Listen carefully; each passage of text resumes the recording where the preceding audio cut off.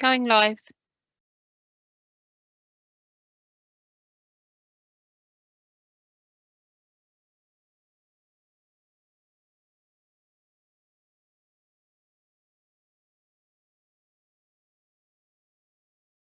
Sorry, Joe, can you confirm that again, please? Bear with me. We should be live. However, Alison, I can't see it when I'm looking for it on my screen. It's not appearing on YouTube. Okay, hold on.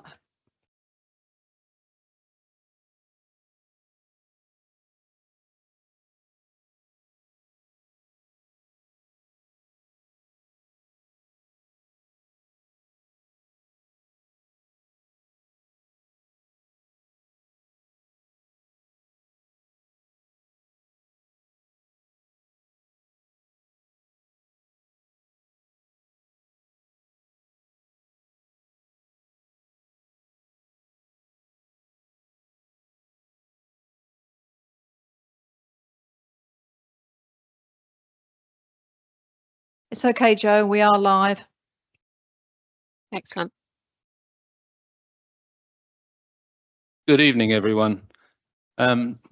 Welcome. My name is Dennis King, Councillor Dennis King. Welcome to the Housing and Planning Scrutiny Select Committee. Before we start, I'd just like to say, having taken over as chairman of this committee, I'd like to give my thanks to Councillor Dave Davis, who for his stewardship of the committee, and my ambition is to continue where he left it. So thank you very much. Welcome to this meeting of the Housing and Planning Scrutiny Select Committee. For the benefit of those watching on our YouTube channel, members of the committee are present in the chamber, and these members will be voting on the proposals this evening. Other members of the council are also in attendance and/or participating via MS Teams, and they can take part in any discussion. They can ask questions, but they cannot vote. Your attention is drawn to agenda item 1, which sets out the guidance on how meetings will be conducted, including the ground rules. Before we start the formal business, we will confirm attendance of voting members by doing a roll call, and I'll ask Alison, our DSO officer, to do that. Please, Alison. Thank you, Chair. I should be doing these in alphabetical order. If you can just confirm that you're present when I call your name. Councillor Bell. Present. Councillor Bridge. Present. Councillor Dalton. Present. Councillor Davis. Present. Councillor Hickmott. Present. Councillor Hood. Present. Councillor King. Present. Councillor Oliver. Present. Councillor Palmer. Present. Councillor Roud. Councillor Tanner. Present. We've received apologies from Councillor Thornywell and substitute Councillor Tatton. Present.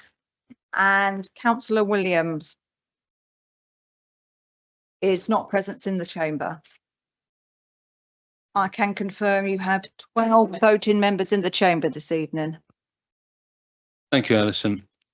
If we could move on to apologies for absence. We've already received those from David Thornywell, and notification of his substitute. We'll accept Colin by virtue of his absence, Colin Williams as being so absent. Are there any other indications of the floor of anyone that may or may not be missing? I don't think that's the case. Thank you.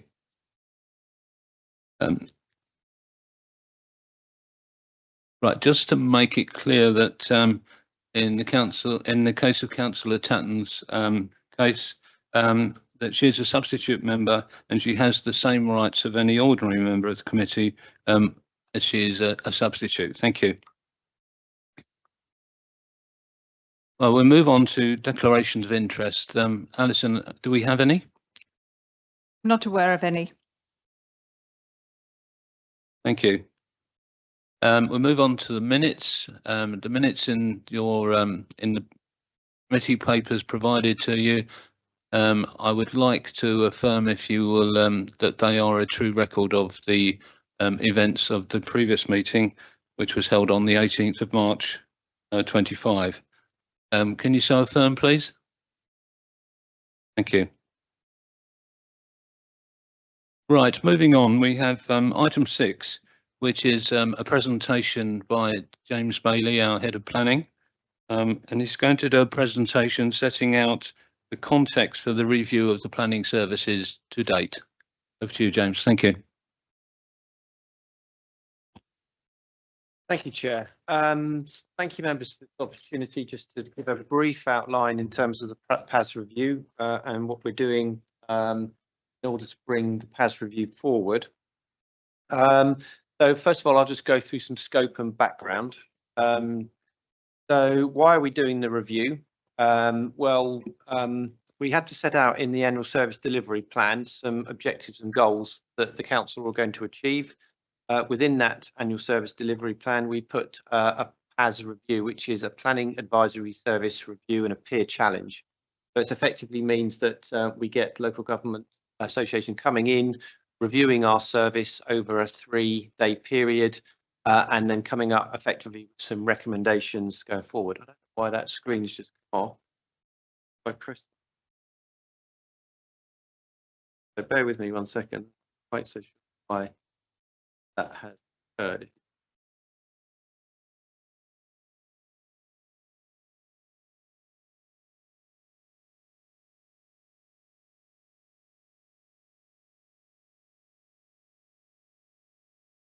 You're doing that, James. A slight oversight on my part.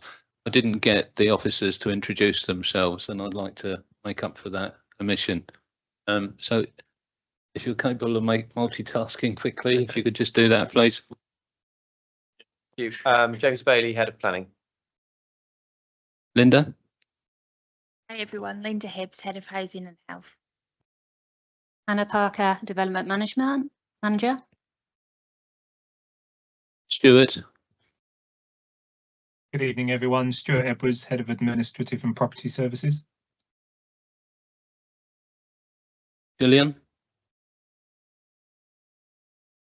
Gillian Aylett, Housing Strategy and Enabling Manager.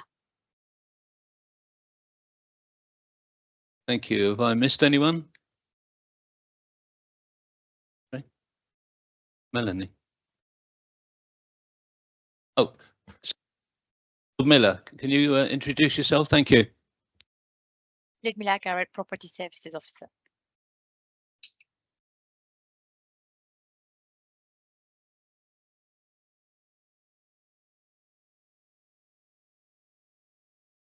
Sorry, Chelsea. Would you introduce yourself, please? Thank you. Yeah, Chelsea Honey Bradfield, Senior Development Obligations Officer.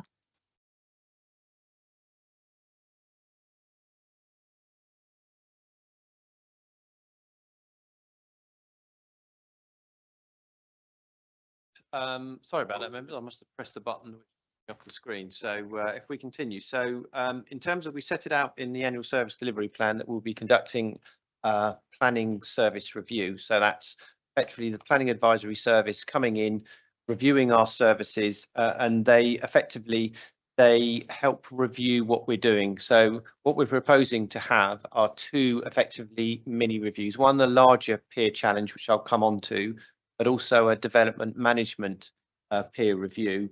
The development management one is a more refined process, so it will take place over a day, and that will look at certain themes within development management, and that will look at performance management, it will look at time management, it will look at officers' reports.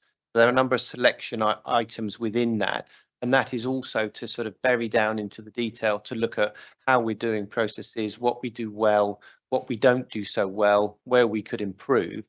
As a result of that review will be a report coming back, and obviously there are some timelines set out for that being reported back to this committee, and then for an action then being reported to Cabinet, and also an action plan being proposed to deal with the actions that are coming from that review. So as I said, there are two reviews that are going, one that will look at development management and the other one that will look at the overall service, with the development management review kind of looking at more process driven and performance management, officer reports, what can we do to improve the service that we offer. and the other review will be a far more wide overarching review, which will look at it will look at the committee structure. It will look at how we engage with our stakeholders, but I'll go through that as we go through this presentation. And the purpose of the review is, as it says on the screen, will be to seek to challenge the service and its leadership in a constructive and enabling way, and that will identify areas for improvement and also areas of weakness where we can strive to improve on that performance. So in terms of the scope, the peer challenge will involve an assessment of Tunbridge and Moorling's planning function against a framework which looks at 5 key themes, and I'll go through what those 5 key themes are. Obviously, I don't propose tonight to go into the nth detail of those because it's an overarching theme that we look into, and as we develop through the process, you know, there are certain key areas that we'll look to address in those key themes, but I'll go through those as we go through the presentation. And the peer team challenge will highlight best practice from other local areas, because I'll go through again in terms of who makes up the peer challenge team, and they're from an experienced background of local authority, both in terms of members, both in terms of senior officers at director level, both in terms of planning managers, and obviously from the PAS project manager. So in terms of the makeup, as I've said, there'll be a senior member peer with senior leadership experience as either a planning portfolio holder or a planning committee chair, and their responsibilities will be to engage with members on development management matters. There'll be a lead officer peer who's normally a director level planning peer or equivalent. There'll be an officer peer, as I said, an experienced development management specialist. The review manager, who's the local government association, that's from PAS. And obviously there sometimes is an additional officer secondment who may be learning the role of the review manager. So what we're looking at in terms of the timescale, we set out in the annual service delivery plan when we would deliver the review, and members at full council approve the annual service delivery plan. And so we're looking to meet those timescales. The timescales are that we get review completed by the end of September. So we're looking at starting the review in early July. We've earmarked some dates at the current time, 9th, 10th and 11th, and the reasons why we're looking at those because that coincides with an area planning committee. There's area planning committee 3 on the 10th, and part of that review in terms of the member panel will be to see how our process is in terms of planning committee work, so they can see how members or how officers engage and how members deal with the planning matter. So that's part and parcel of the review that we look at. Also the time, while we're looking at the time, there's quite a lot going on in planning, as members will be aware. There's the planning fees that are due to come into force. There's the planning and infrastructure bill and changes to the NPPF, which could come out at the end of May. And obviously planning and infrastructure bill will look at some of the planning reforms, and they're looking at some of the member reforms of the scheme of delegation. So they're looking to roll out a national scheme of delegation coming forward, which they'll be consulting on quite soon. So in terms of timeliness, quite good to have the review looking at in between the July period when all these changes are beginning to occur, because that puts it in a good stead and good advance in terms of any changes that are due to come forward. So in terms of the national scheme of delegation, they are looking at discussion at some time ago, potentially looking at it could be wide ranging for all non-major applications to be delegated, so they wouldn't be able to be considered by members. There are other options around only members couldn't call in the matters applications. Principle as outline's already been established, so we'll see what comes out when the planning and infrastructure bill comes out for consultation in terms of the overall changes. But you know, the timing that we set in the annual service delivery plan was to coincide effectively with some of these changes that are coming forward. So we're in effect ahead of the game, and we're not sort of catching up time. So we wanted to be ahead of the game on that day. In terms of time frame, we're likely to be a 3-day visit. As I said, it's quite a short review, but and there's quite a lot to pack up. There is an agenda that we have to schedule in. There's a whole load of key stakeholders. At the moment, we're currently arranging the programme, which will involve a whole range of groups. There'll be, in terms of who will be contacting, will be the developers, small-scale SME, large-scale developers. There'll be agents who regularly submit planning applications. There'll be obviously engagement with key members, and we're looking at setting up the key member groups who will be engaged in the whole process. We're looking at stakeholders in terms of lobby groups, residents groups, statutory consultees, and obviously parish councils, not forgetting parish councils who are a key part. So, you know, what we'll be doing as part of the review is engaging with the whole range of stakeholders that we engage with as part and parcel of the planning process. They will be interviewed as part by the peer challenge, by the peer group. There's normally be 2 groups, so they can get through quite a lot of interviews, but they specifically set out, you know, the range of types of groups that they want to meet. So they'll be hearing views from across the board. So we are expecting there to be some, you know, it will be far-reaching in terms of the review, and we're expecting, you know, given the issues that we've been having in development management, to be issues that are raised that may not be comfortable. So certainly be prepared for those elements, but that's what we need to hear as part of the review. It's meant to be somewhere where we can develop and learn from. In terms of cost, it's relatively cheap for review, so this isn't transformation. This is a PAS review, and obviously some of their recommendations or action plans may then transform itself into sort of a transformation project separately, but we'll have to see what comes forward. The cost is between 18 to 22,000, and that covers the 2 reviews. So the wider peer review and obviously the development management review. And that development management review is also looking at resources, because we do on a regular basis. Hannah comes back to me on a regular basis asking that we need additional resources for the team. Team have got quite a lot of heavy workloads. As part of that review, we'll also look at, have we got resources in the right areas for the workload that we deal with. So again, that's another thing that the review will look at, and that will feed into a wider report, trying to see, you know, are we set up properly going forward. Obviously, there will be members of Cabinet have been informed in terms of that, but there will be further reports going to members to keep them fully briefed in where we're going and what we're doing. But obviously, as we're leading up to the review, there's quite a lot of background work that we need to do. So in terms of the themes, I wasn't going to go into detail because I'm quite happy to email the presentation or members should they wish to have that. So I won't go into the details. I was just going to concentrate on the key areas that the review, the themes that the review is going to look at. So it will look at, first of all, vision and leadership, how the authority demonstrates leadership to integrate planning within corporate working to support delivery of the corporate objectives. So that's quite key, is how does planning function? And it's one of the key issues, and how do we communicate that message? If there are any questions in terms of the more in-depth detail, I can go through those, but I didn't think tonight would be the correct time to do the more in-depth analysis.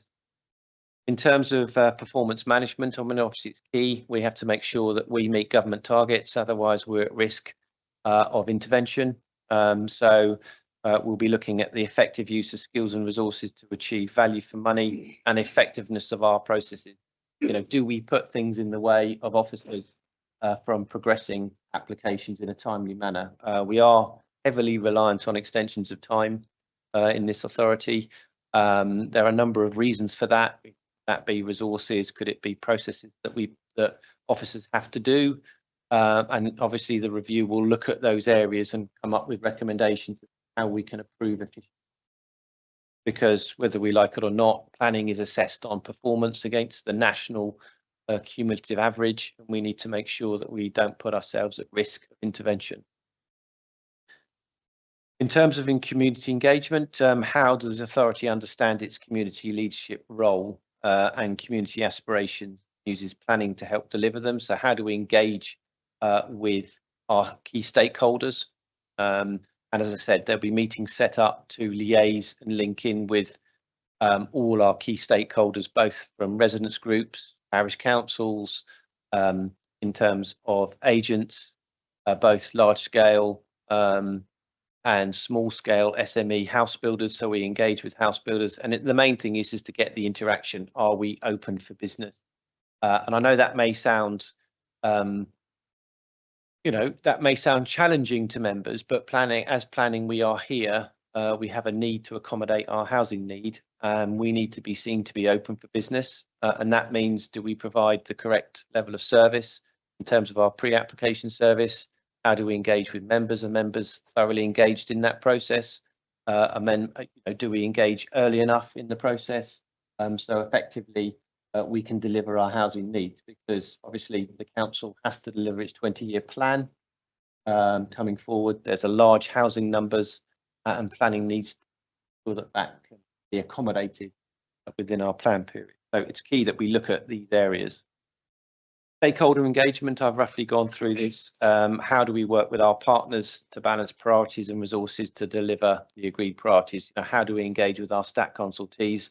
Are there any restrictions in terms of how we engage with the stakeholders? Do we get a timely delivery of consultee responses coming back? Is that a hindrance to how we deliver our service? Are there things that we could do better to engage with our stakeholders? And then lastly, achieving outcomes, how well the service leverages national and local planning policy to deliver sustainable development and the planning outcomes communities requires. So there's quite an overarching group of themes that we need to work through. There's quite a lot to cover. So in terms of how members, the important part, how are members engaged? So there will be a senior member peer who has got experience within senior leadership experience, as I said, either as a planning portfolio or planning committee chair. So they will be the key contact in terms of liaising with members, but there'll be other members of the peer challenge that will also be engaging with members. The programme for member engagement will be agreed and circulated, and that will be agreed with the area chairs, the leader and portfolio holder, with specific sessions pre-arranged in advance when required, and there'll be a schedule sent out to members who will be attending. And what we're looking at, obviously, amongst the chief exec, obviously the leader, we're looking at sort of the group's spokespersons in terms of how they can be engaged, group leaders, sorry, how they will be engaged in the process, and also making sure that the area chairs and also the chair of H&P is brought into that process. Obviously, we can't engage with all members across the whole, so we're taking that spectrum and hopefully that will get fed back. But obviously, members will be fully engaged as we go forward, not through the review. It will be through this committee and then through the action plan that comes out forward. And as I said, following consultation, SSC will be presented with the action plan setting out how we're going to develop and move forward. So there are some matters that are outside the scope of the peer challenge. The peer challenge will focus on the development management service and areas in terms of planning policy, in terms of enforcement, in terms of support services, unless it's in terms of have we got the right resources, won't be formally part of that review. This is mainly to look at the in-depth. How can we unlock or improve the service so we're more customer focused. There's also a huge amount of information in terms of the Local Government Association resources on peer challenges. I'm quite happy to send some of the information around to members if they wish to see that. There is a large amount of information detail that we look at. It does explain what a peer challenge is, but also includes in terms of not raising expectation, what it will not look at in terms of the overall review. It's not going to come up with recommendations to say, for instance, you need to get rid of that individual or you need to get rid of that post, transfer it over to this post. It won't be looking at that level of detail. It'll be looking at an overarching view of the service, whether we've got the numbers we've Scott. So that's just a very broad brush overview in terms of the peer challenge. As I said, it's quite a challenging timetable that we're going to need to meet. As I said, in order to meet that deadlines that we're working to, 7th July. But as I said, we think that that's required both not only to meet what we said in the annual service delivery plan, but also in terms of timeliness, so we're ahead of the game when government start to progress some action planning earlier on. But happy to take any questions, Chair, or over to you if there's anything to come forward and questions. Any questions for James in the chamber first? Right. Councillor Tanner. I don't have a question, but I would just like to say that I think this is so welcome. I think, excuse me, we've possibly lost our way a little bit when it comes to planning, because I think we're creating, as members, we're creating more and more work for officers at a time when you're trying to put together a local plan and do a whole load of other things. And I think it would be really useful to see whether we are resourced properly, or whether, you know, we're causing issues for you, making it more difficult to retain staff. There's a lot of implications from the workload that you're trying to cope with. And I think we're also possibly a victim of our own success. You know, we encourage residents to come in and have their say, but I think they're all now very knowledgeable about the fact that they can do that, and that in turn creates workloads for you. So I really welcome this. Thank you.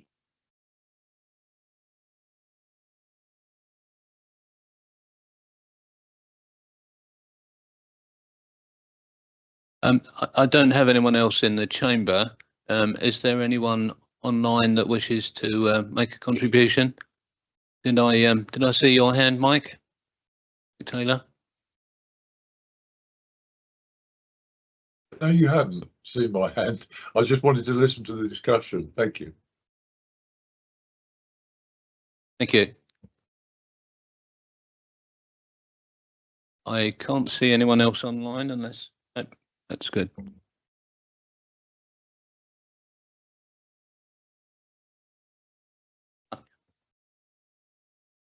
Last but not least, Councillor Hood.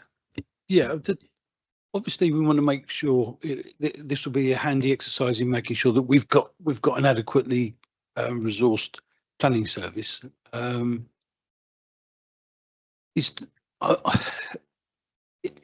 of me suspects that this is going to be an exercise in kind of justifying having a single planning committee. Part of me thinks that this is a stepping stone in that direction. Call me a cynic. That's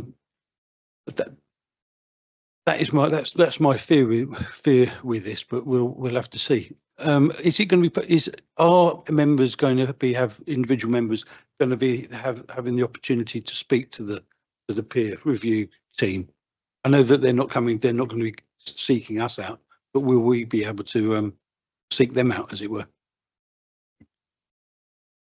Well, as I said, what we have to do, because it's a 3-day, it has to be quite carefully managed in terms of, so what we're looking at as a spectrum across. So we've considered in terms of proportional representation, making sure that's important, that all members across the political parties are represented. So we've looked at group leaders as being the group to engage with.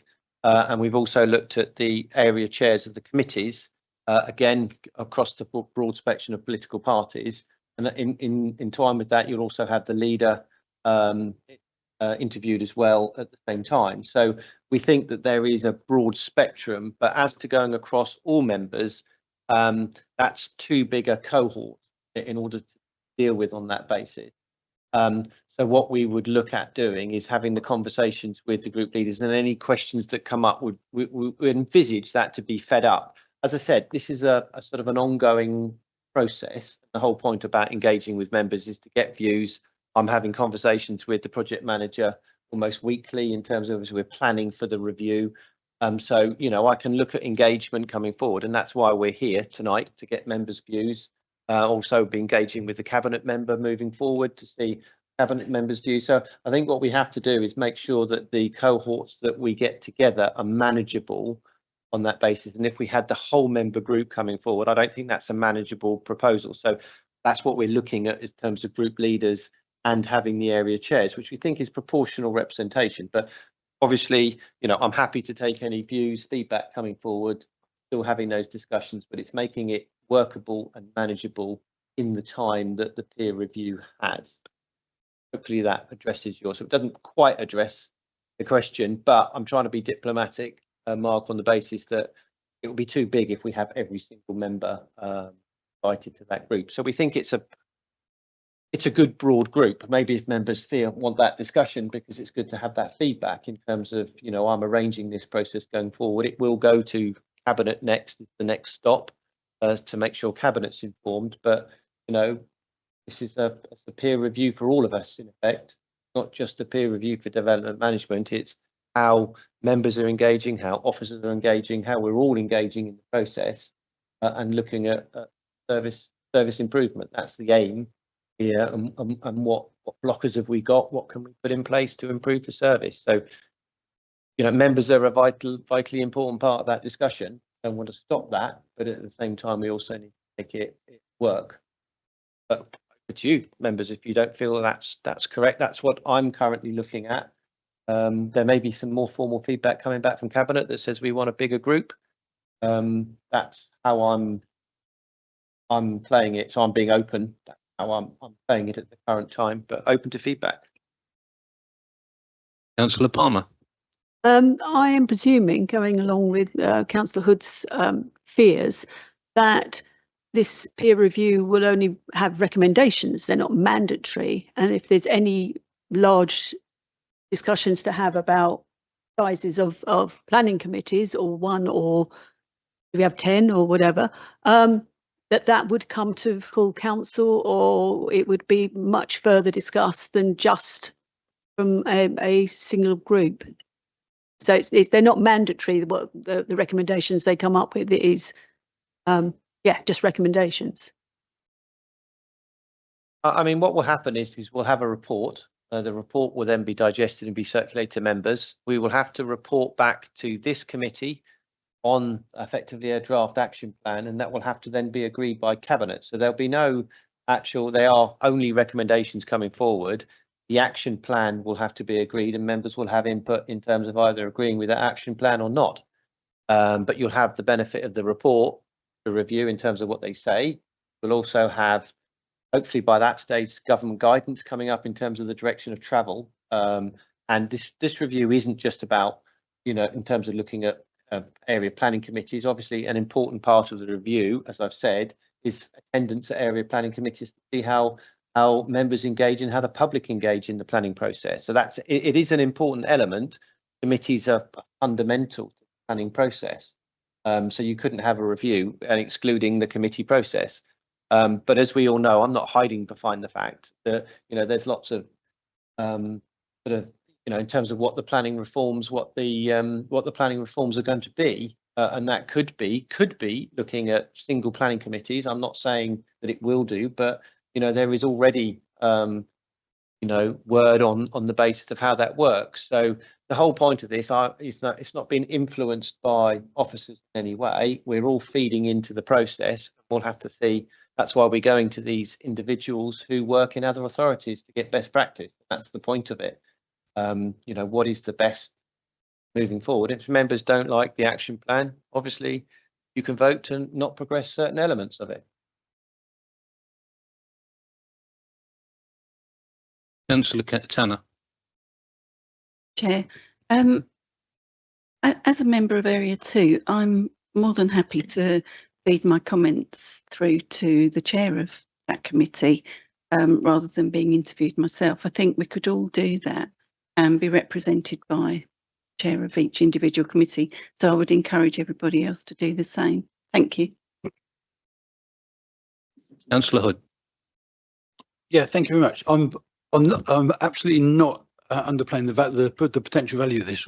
What I think would be helpful is if there was a single email address so that members could if they wished, I wish we lived in a world where 44 members would be engaged in this, but I think it's only going to be a handful. But if there was an email address that the peer group could be contacted directly, I think that would allay all my fears. Certainly, I can certainly put that forward. So would that be on a basis, an email address that members could put suggestions or comments who necessarily aren't being interviewed, and then that could be forming part of the process, as long as that's raised in the report that they're taken into account? We can certainly make sure that that occurs. I think that's eminently sensible. Thank you for that suggestion. I mean, I picked up 3 things from that James and his team are trying to manage a wieldy rather than an unwieldy process, and they're trying to manage it in a reasonable timescale, and they're trying to do it in a way that allows their team to carry on in some way in normal business. And the third thing is that we will still have ample capacity to operate as a scrutiny committee, because it will come back to us and we'll get the opportunity to question it. And through that suggestion that Councillor has just made, we'll get the opportunity to understand it as it unfolds. I hope that satisfies members. Thank you. We don't.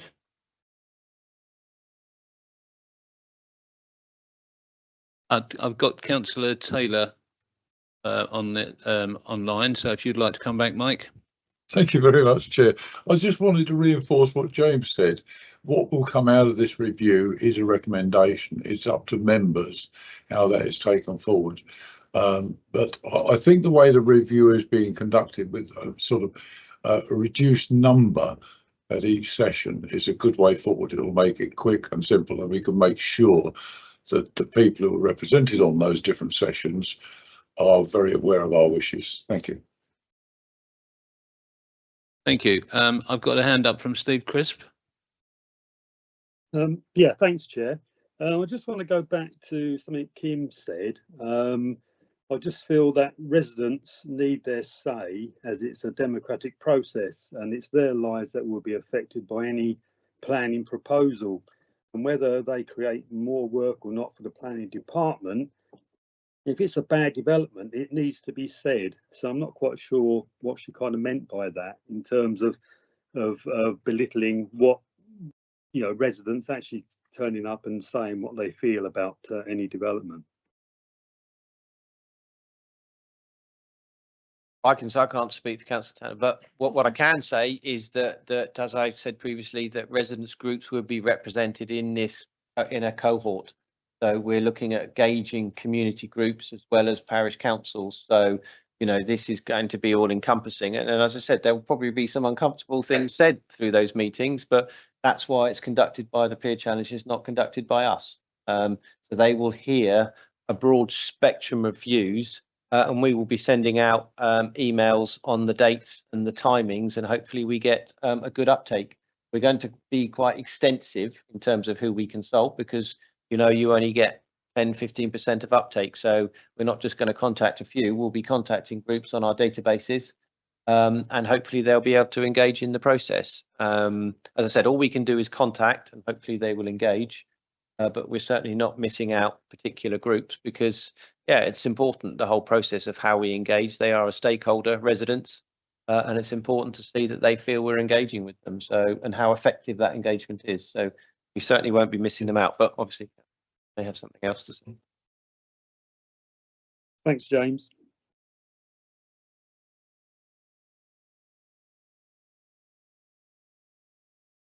I've got Mark Rhodes online. Mark, would you like to say something? Thank you, Chairman. I am not a member of your committee. Could I please just ask what theme 1 was? I haven't got a pen and I can't remember what theme 1 was. Thank you very much. Our vision and leadership. Thank you.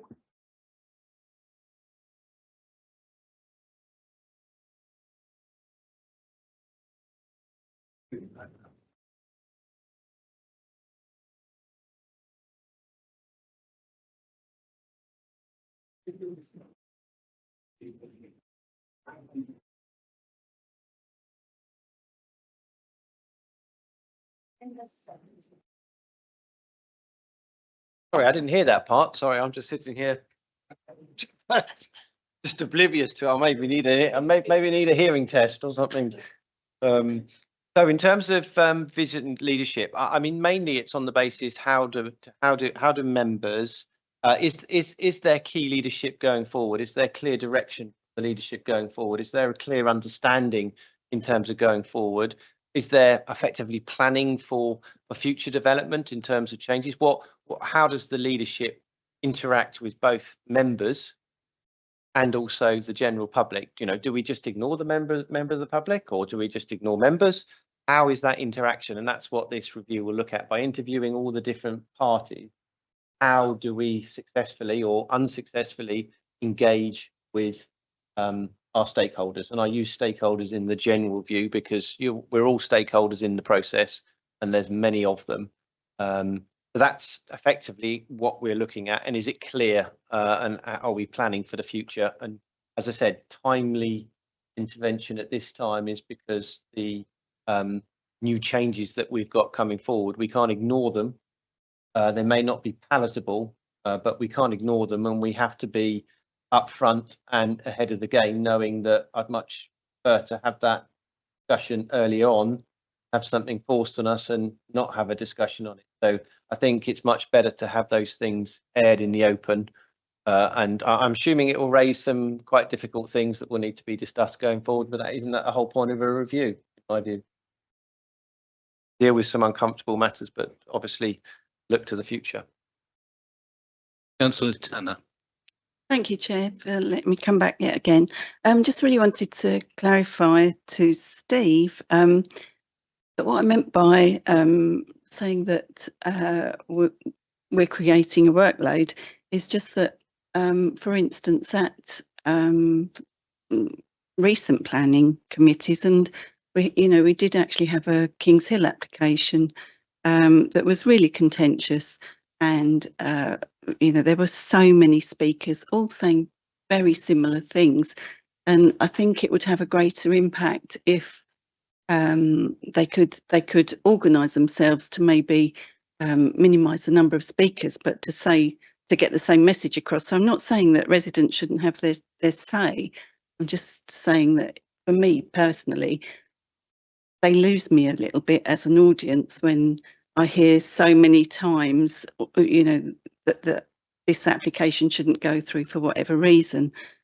And I also think that residents now tend to, and I am thinking of Kings Hill here, but residents tend to want to object to every application that comes forward, and actually that's not realistic because we do have a massive housing need. So I think this review could possibly bring out a better way of dealing with residents' views. Thank you. Thank you. I think what you're saying is we should be aiming for best practice. There are some authorities that don't allow speakers at all, and we, on the other hand, seem to have be prepared to have unlimited numbers. So I don't know what the right answer is, but I'm sure that will be thought of. Thank you. If there are no other points, then I'd like us to note that. Is that a legacy hand? No, that's me come up again, if I may, Chair. Oh, please do. I just wanted to pick up on the point about speakers at planning committees. I mean, it's really a matter for after the peer reviewer has made some recommendation, but I believe passionately in the right of the public to speak to a planning committee. But Councillor Tanner's right. There are occasions when the number of speakers at a meeting or the number of versions of the same hearing where there's public speak again tends to make members' minds close to what they're saying.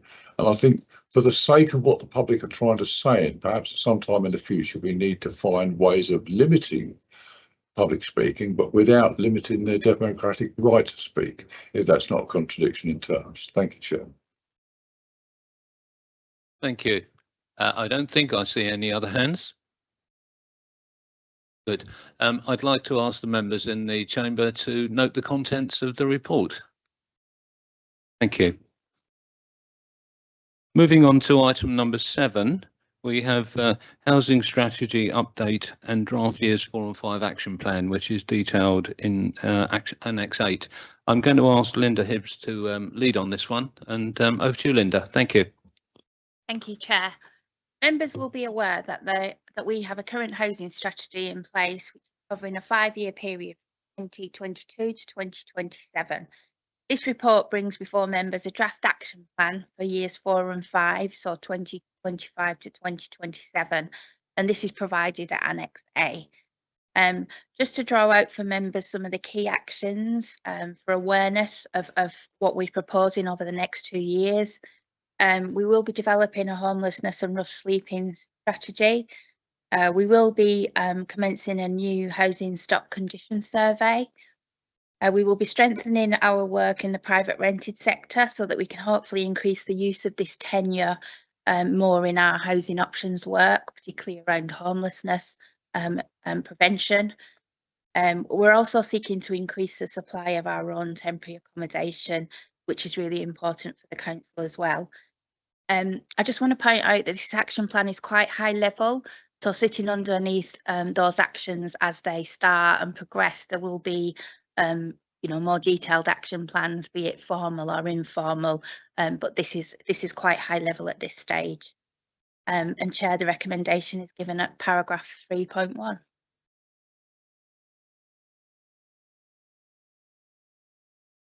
Thank you. I have a question coming from Councillor Bridge. That's more of a observation or two. Obviously, I welcome this report. Anything that improves our use of our existing housing stock and brings in more housing available has to be great. There are a couple of things that caught my eye in the plan. There was a mention of looking at a local housing company. As a student of history, I think the period in our history when we delivered the most houses was in the 1950s, and that was largely driven by local authorities. So I'd be quite interested to find out more about that in due course, and I believe a report will come to members early next year, so that would be welcome. On the subject of empty homes, I'm pleased to see that there is provision for recruiting an extra officer to work on bringing empty homes back into use. I mean, we know not only is it not a good thing that we have empty homes, and we have quite a large number of them in the borough. When we have so many people on the housing register, they're also a blight on local streets as well, with gardens overgrown and they fall into disrepair. So I think that's a good thing, and I was pleased to see that last year we brought 76 empty homes back into use, which I believe is the highest number in Kent. So I think that's something we should be proud of in Tunbridge and Malling. But I'd like to suggest that at a later meeting of this committee, perhaps at the end of the year, we get a report from officers on progress this year on bringing empty homes back into use and what steps have been taken to do that. Thank you. Thank you, Linda. Would you like to come back on that? Yeah, just a couple of comments. Work on the local housing company is underway, so we will be coming back to members on that shortly. Empty homes officer, I'm going to already say we're ahead of schedule here because we said we'd have a resource by 1st of July. We hope to have that resource in place by the end of this month. So that is really good news. And that will be a 2-year project to look at empty homes. And then in terms of reporting progress on empty homes, again, we are just starting another report specifically around empty homes at the request of Councillor Oakley. So that should be coming to members as well shortly. And that'll give you a complete picture about what's happening on homes in Marlin and all the work that we're doing and proposing to do. Councillor Davis. Thank you, Chairman. First of all, with the rough sleeping I would say that all soldiers, members of the military, are trained in rough sleeping. It's part of the job. Do we have a higher percentage of those in our rough sleepers, or is that unusual? Second thing I have, it in 3.2 of the annex, we're looking at the provision of different types of houses and liaison with the planners. I just wondered where, certainly for elderly people, especially the disabled elderly, bungalows are particularly attractive. I've got a couple of patches in my ward where we got a relatively small number of bungalows, and they're very, very small, a very small footprint and everything. But they are very welcome because they are on ground level and very easy for disabled people to operate at them. And what is the feeling of the housing side of the team and on that? And just to pick up Gary's point, there was a very, very significant post-war rebuild. A lot of, and that was a result of the sort of damage done during the war. A major part of that was done. A lot of that was prefabrication houses on a very much more temporary basis. Many of them didn't survive very long, but they did serve a purpose of getting people in. I wondered for our TA how we were progressing with almost mobile homes and that sort of thing in the provision of housing. Thank you, Chair. In terms of the rough sleeping cohort, we're not seeing a kind of a significant number of soldiers. I mean, we don't have a significant cohort anywhere. Our numbers are low, but that's not something that we've picked up. In terms of our temporary accommodation, we're willing to explore all options. We've got a report later on in the evening around that. And in terms of provision of bungalows, I'm going to ask Gillian actually to come in on that because she's got more experience of that. I mean, we do recognise within housing developments that we do want houses that are, units that have been adapted to certain standards, and that is something we've recently been really successful with on a number of developments. But Gillian will be able to provide more specifically on that. Thanks, Linda. Yeah, I mean, really, the point is that we'll always look to achieve a mix of units as appropriate to the development. But bungalows aren't often included, really, because it's not the most efficient use of land in terms of the footprint of buildings. But I think you mentioned around accessibility being the key, with the ground floor level access being the attraction of bungalows there, and that can be achieved in other ways. So good design of small blocks of flats to building regulations for accessibility standards can meet that need as well.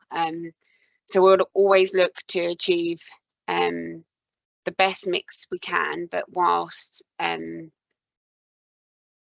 being policy compliant with the number of affordable homes, and if viability is being considered and so on and so forth. There's lots of factors that can influence the affordable housing that's negotiated and agreed with an applicant. So I would say that bungalows are unlikely.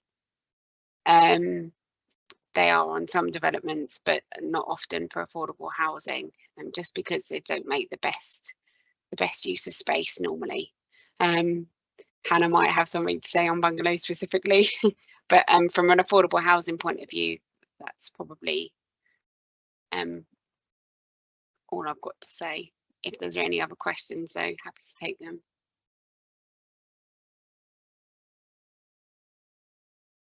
I think part of the problem is that the flats we have in social housing, it's very, very rare that one sees any lifts to go up from ground floor. And if you have got lifts, regrettably, you've got a huge ongoing maintenance problem and safety problem in the continual maintenance of them. And so it can be that those in their long run are not the most cost-effective solution, although I fully accept. But the thing with the small ground plot involved, the large ground take with bungalows.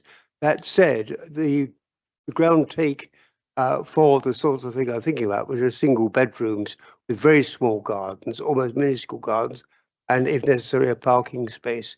It's quite small. Yep. So in response to that, it would with a block of flats, so the ground floor flats would still be able to fulfil that need, regardless of a lift being included. We do have an ongoing discussions about lifts often because it affects the popularity of the upper floor flats as well, with families often with 1 or 2 young children. So we always do our best with that too.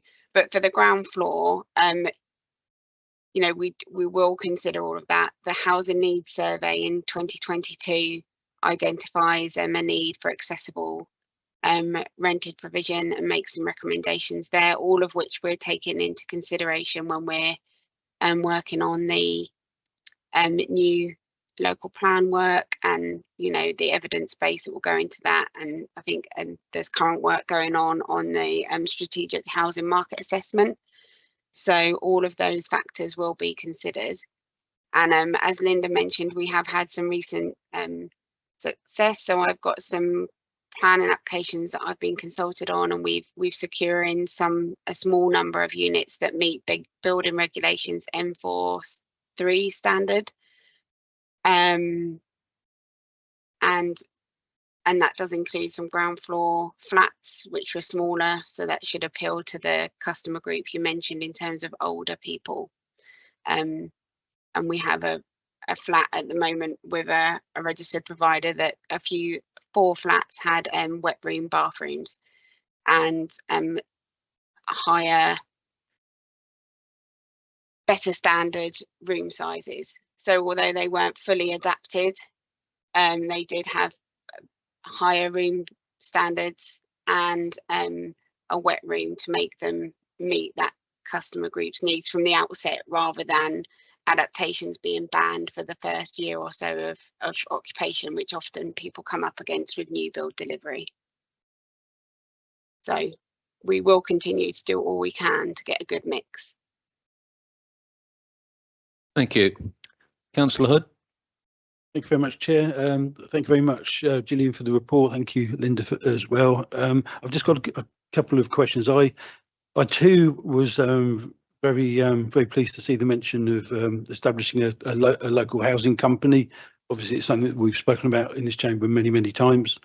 I've got a query about the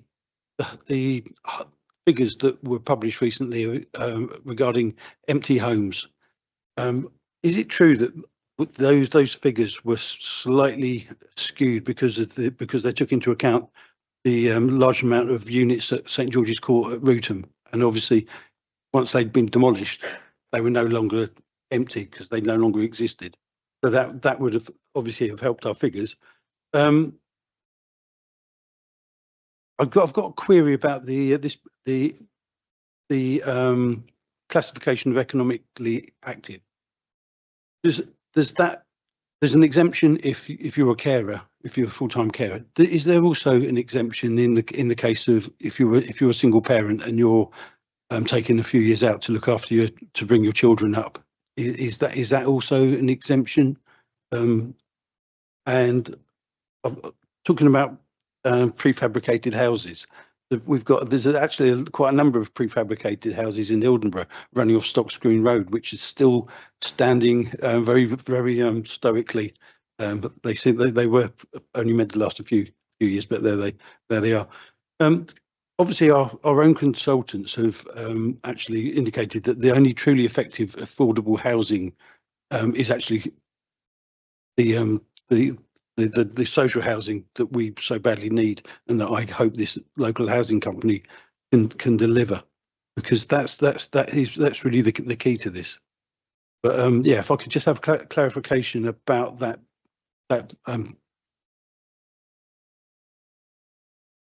Is that you, Linda? Sorry.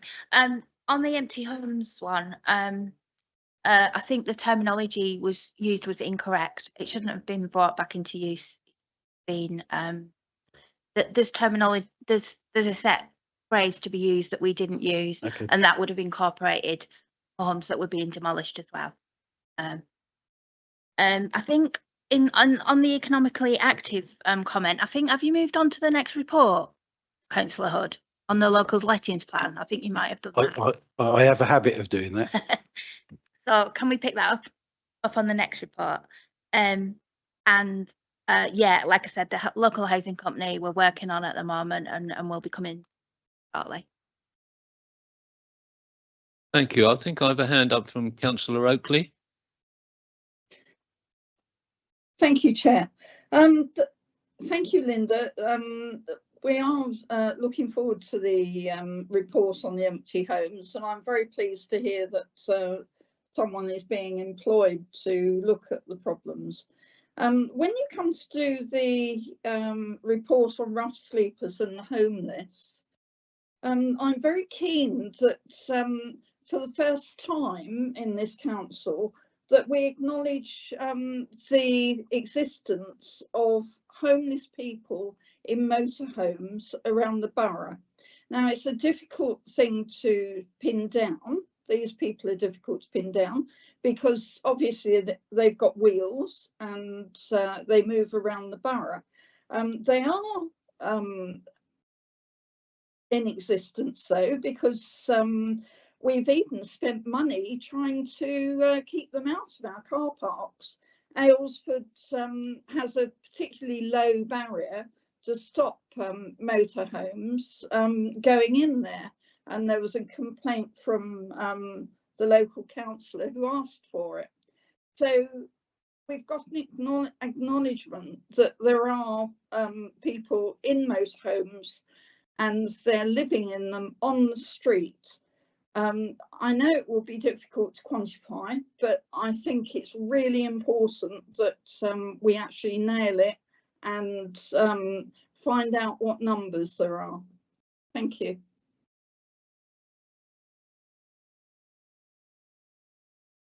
Yeah, we'll certainly look at that when we start our work on the strategy. Take that into account. Thank you. Thank you. I have no other hands. The recommendation is at 3.1 on page 17.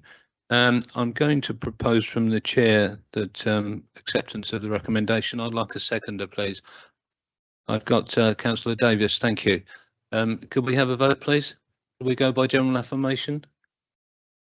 Thank you. Right, Linda, we're going to keep you busy tonight. We're going on to item 8, the local lettings plan. Thank you, Chair. This report outlines a new policy on our approach to local lettings plans for affordable housing, working with our registered partners in partnership. There is also a template provided for the local letting plans agreements. A requirement for local lettings plans are now included in Section 106 agreements for developments due to provide 10 or more affordable homes. The local lettings plan aims to prioritise households with a local connection to the area immediate to the development, and has an aim of 50% of lettings being to economically active households.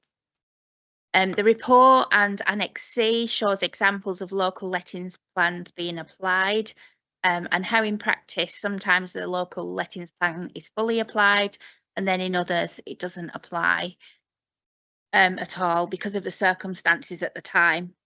In paragraph 5.3, the table shows the areas used for the local connection criteria. And in paragraph 7.1 and 9.2, we refer to the potential for a financial contribution as part of the planning process to help with resourcing the administration. It can be quite resource intensive when we've got a local lettings plan in place to actually make that work. We believe that a monitoring fee could be utilised for this, and we'll be seeking to review those fees as soon as possible with our colleagues in planning. And Chair, there are recommendations at paragraph 3.1 and 3.2. Thank you. Thank you. in order to try and achieve a piece of continuity, I'm going to give you the opportunity, Linda, to answer Councillor Hood's question. And I'm going to ask Gillian to come in to help on that one as well. Can you just repeat the question again? Sorry, Councillor. Yeah, the economic, if you're economically active, there you have a priority. So we have exemptions if you're a carer or if you're disabled, and I just wondered if there was also a similar if we waived this categorization if you were a single parent. So if you were looking after very young children, would that also be the case? So in response to that particular question, no, there wouldn't be any kind of special exemption from that. In that example, if there was one adult household with a child or children, they weren't working, they would just fall under the 50% potentially of non-economically active households.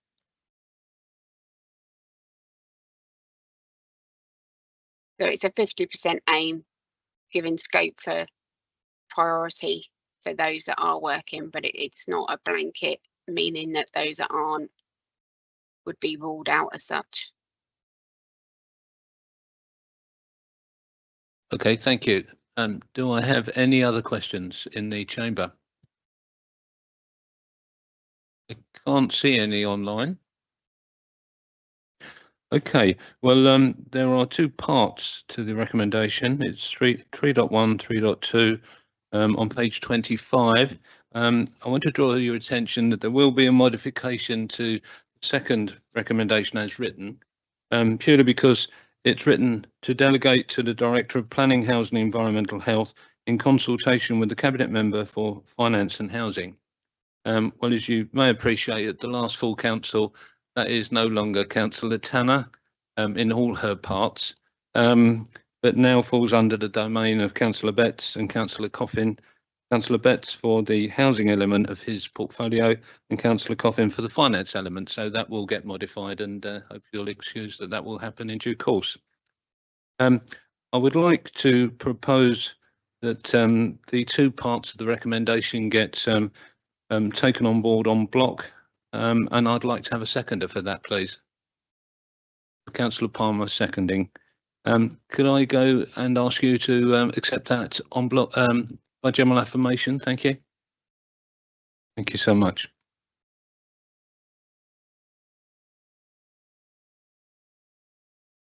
Right, we're now moving on to item 9, which is the section 106 process, and I know that Anna Parker is eager to tell us all about the process and some of the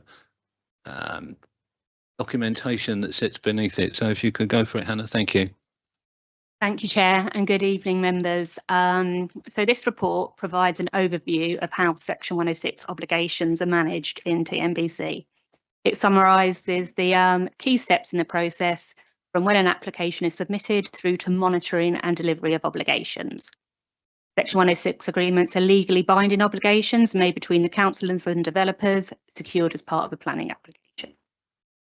Their purpose is to ensure that the impact of new development is properly mitigated, whether that's through providing affordable housing, supporting local infrastructure such as schools and health services, among other things. They're most commonly used on major schemes, sites requiring affordable housing or open space, and increasingly they're going to be used for matters such as self-build housing, biodiversity net gain, and monitoring contributions. So the Section 106 process starts when a planning application is submitted. The application is validated, consulted upon, and reviewed by various internal and external statutory bodies.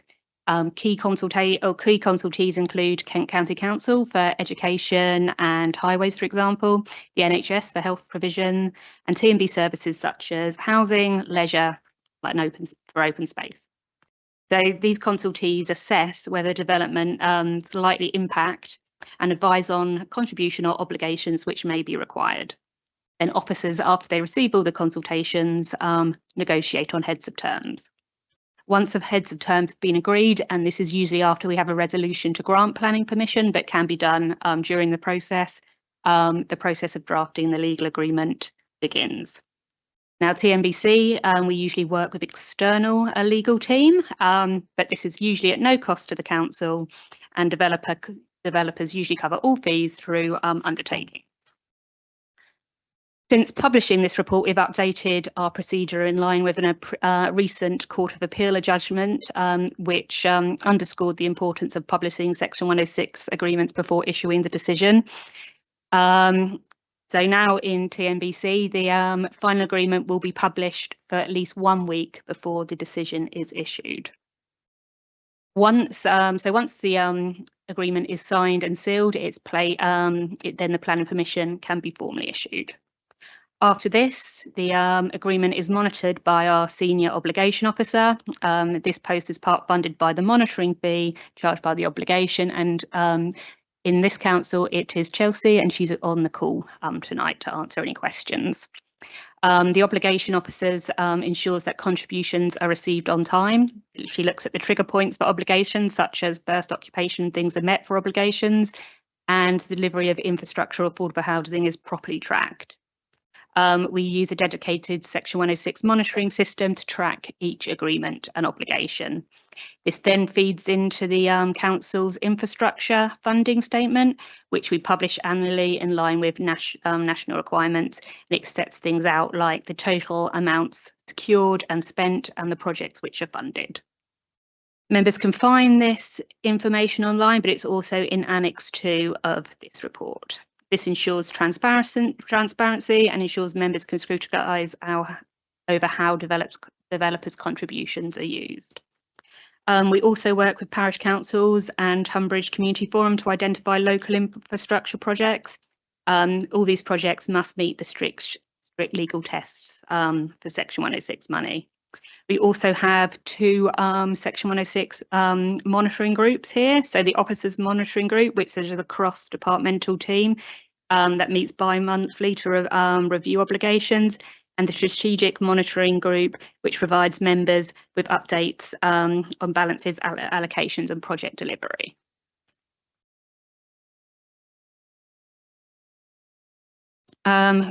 So we also have been recently working on our way to improve internal processes to reduce delays in drafting, to ensure more consistent and timely approaches, which include working on specimen drafts to get on the website to be published. I've also been asked to talk about Hadlow Manor, which was a recent application which went to non-determination due to the time taken to draft the legal agreement. So the application at Hadlow Manor progressed to non-determination appeal despite having a resolution to grant based on agreed heads of terms. At this time, the Section 106 was being drafted. A late stage review mechanism for affordable housing contributions was under negotiation, but this was later withdrawn by the appellant, prompting the appeal. The council had to contest the appeal on grounds that the proposal failed to secure the necessary planning obligations, breaching policies CP17, CP25 and OS3 by not providing contributions for off-site open space, affordable housing and local infrastructure and services. During the appeal, the appellant submitted unilateral undertakings to deal with these obligations, and although the exact affordable housing contribution remained in dispute, the inspector found that the late stage review approach was reasonable and policy compliant. The appeal was ultimately allowed even though the council's position was supported by our viability consultants and their evidence. And I've also been asked to talk about a bit about affordable housing in the Section 106. So under a Section 106 agreement, the NBC can ask developers to provide affordable housing on larger developments. This is in line with CP 17 of the core strategy, and this policy sets out that we need 40% of affordable housing on qualifying sites with a 10-year split of 70-30. 70 for affordable housing for rent, including social and affordable rent, and 30% for intermediate housing such as shared ownership. Our affordable housing SPD also provides further guidance on mix, design standards and how they should integrate affordable homes into the development. These homes are normally managed by registered providers, housing associations. So the key definitions: social rent this is set by government and remains affordable in the long term. Affordable rent is set up at 80% of the market rent and may include service charges. And shared ownership allows buyers to purchase a share of a home, usually 10 to 75%, and rent the remainder with a staircase option to full home ownership over time. This policy aims to meet local housing needs as identified in the 2022 Housing Needs Report, ensuring a balanced provision of affordable rented homes and home ownership options. So to conclude, this Section 106 agreements are essential in making developments acceptable and ensuring community benefits from appropriate infrastructure. And we feel TNBC has a robust system in place for negotiating, monitoring and reporting these obligations. Thank you very much. Thank you, Hannah.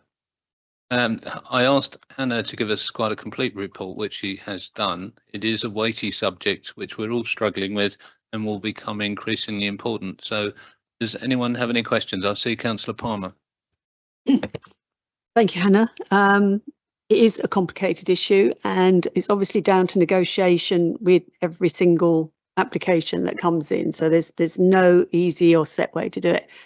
However, I want to come from the other side. How is the 106 money allocated to the sites? I will say that we have actually, as a parish, had some 106 money, and Councillor Taylor will confirm this. It went to Councillor Taylor's parish, although the development was in my parish, and we actually had put in an infrastructure report and had projects that we could have used the cash for. So how is it actually? What's the clarification for allocation of the 106 monies? I thought it had to go to the area where it was influenced. First of all, I was going to ask Chelsea if she wanted to have any comment, as she's the monitoring obligation officer. Yeah, so when we deal with the 106, and as Hannah said, we contact various sort of agencies for comments on the application. One of the main ones we contact is Leisure Services, and as part of that they provide us their comments in a spreadsheet format which breaks down the infrastructure in the area, and that could be that it may be something that's a document I think we're looking into reviewing due to sort of it not being a fair split. This is something we are remedying and have been actively doing so as part of the specimen draft, and obviously speaking directly to parish councils to get the parish infrastructure statements, which are incredibly useful, and we collate them into one spreadsheet now to enable officers such as myself and our leisure services team to see direct impacts on the area and what parish actually would like to see projects completed. It's unfortunate in this instance that it went to an alternate parish. I couldn't be aware of why. It would, as I say, it's just a case of how it's been set out in that leisure spreadsheet, that's probably the nearest locality which provides that piece of infrastructure that would have been missing.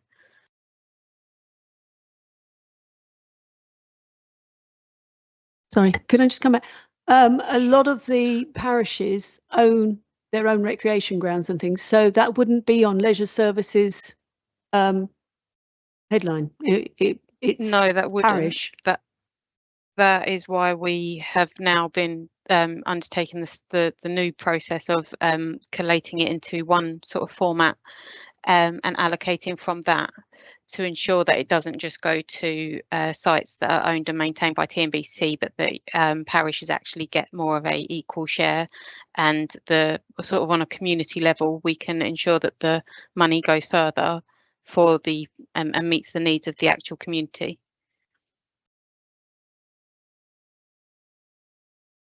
Just to add to that, there's quite a lot of work that goes into in terms of the parish infrastructure statements. They're collated, you know, we go back out to the parishes, and we've just gone down to Tunbridge in terms of the Tunbridge Community Forum, in terms of making sure we engage with Tunbridge to make sure we collect their contribution. So there's a lot of work that goes into the parish infrastructure. I say parish stroke Tunbridge infrastructure statements, or soon to be.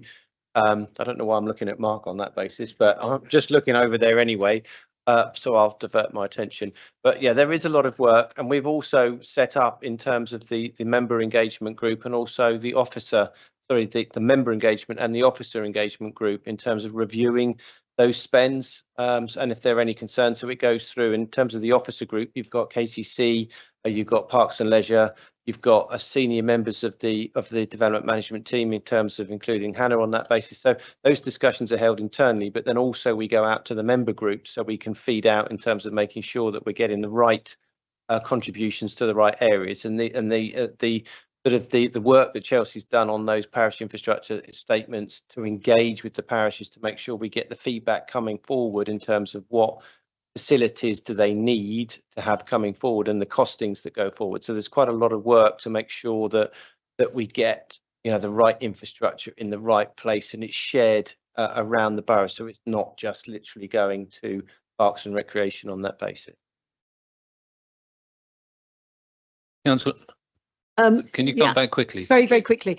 The infrastructure statements, which we have to do annually, require you to go and get quotes for a parish. So you need to get quotes for the projects you want. I have done this 3 times. You know, people are not going to quote for me because we can't afford to do the things without some financial help. But you have to produce all these quotes and things for Chelsea to have it in there. This needs to be a better system. Can we go to a roundabout figure rather than actually having quotes for things? Yeah, that infrastructure thing, it takes a lot of work from companies that don't want to talk to us for very long, because they know they're never going to get the work through. The problem we have in planning terms, and remember, we're dealing with the developers who don't necessarily want to part with their money. They will say we have to go through what's a regulation 122 to make sure it meets the 122 test. So there's a series of tests we have to do. So the reasons why we ask for quotes is because, in terms of when we put it into the section 106, we're required to meet the test. Does it meet the specific planning test? Is it necessary, relevant? All those purposes for meeting the obligation. So by having a quote, one, we know exactly and not just a ballpark figure, because if we undershoot, then we will get complaints from the parish council. If we overshoot, we get complaints from the developer to say you're overcharging for this piece of infrastructure.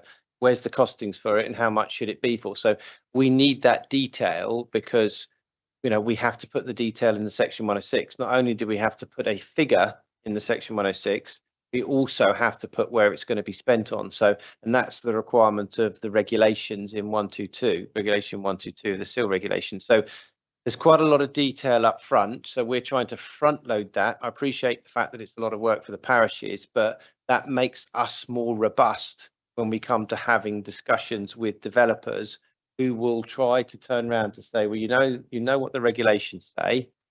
How does it meet the regulations? You know, you can't just put a ballpark figure in there.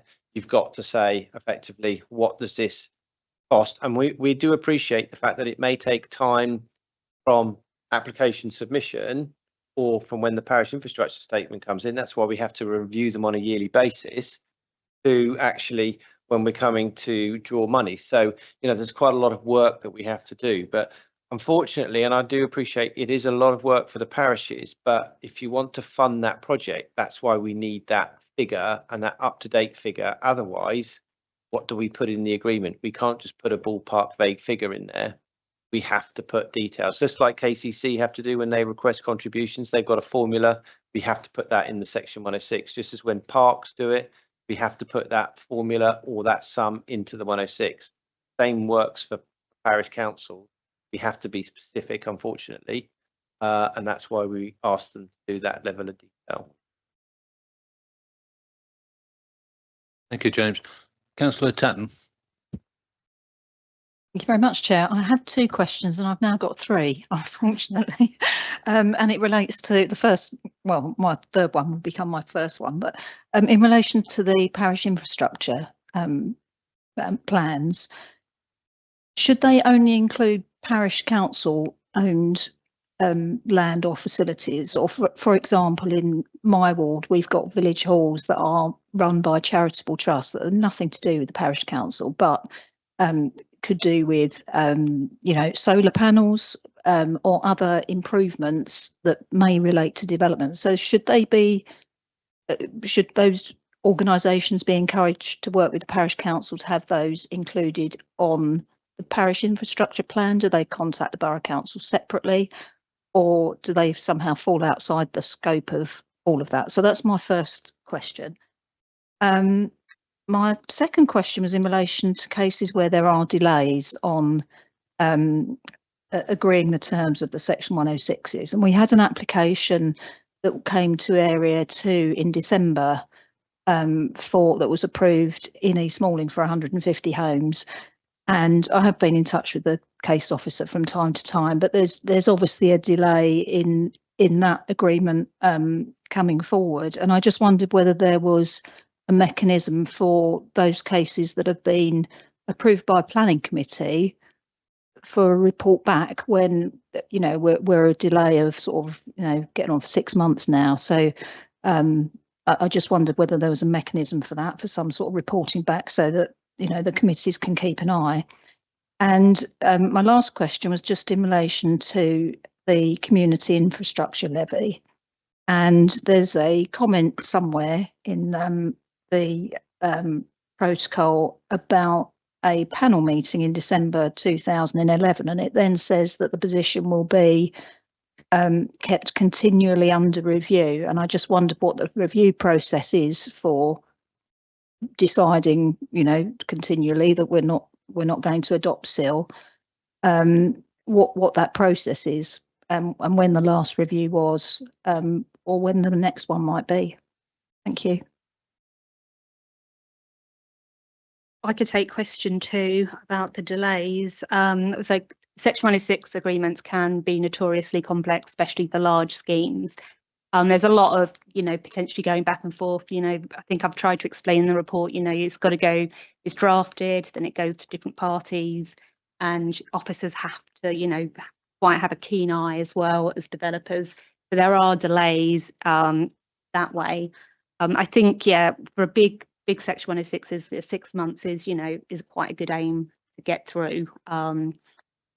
Whether reporting back to committee, but I think now we say as I said in my presentation, we're putting in a report. We're going to publish the final agreements.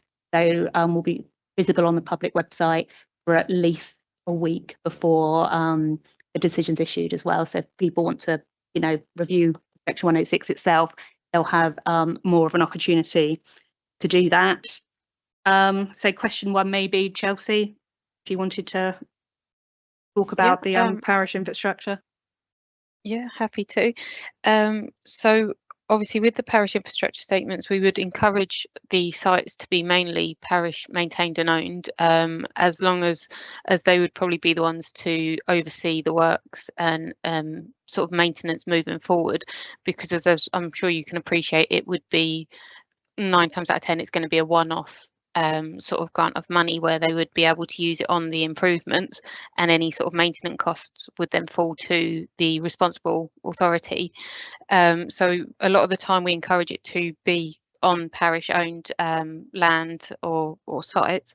It can be done outside of the scope of sort of sites that aren't owned by the parish, but it's just a slightly more complicated, and we just have to again we have to make sure it meets the SIL reg requirements at the same time as well.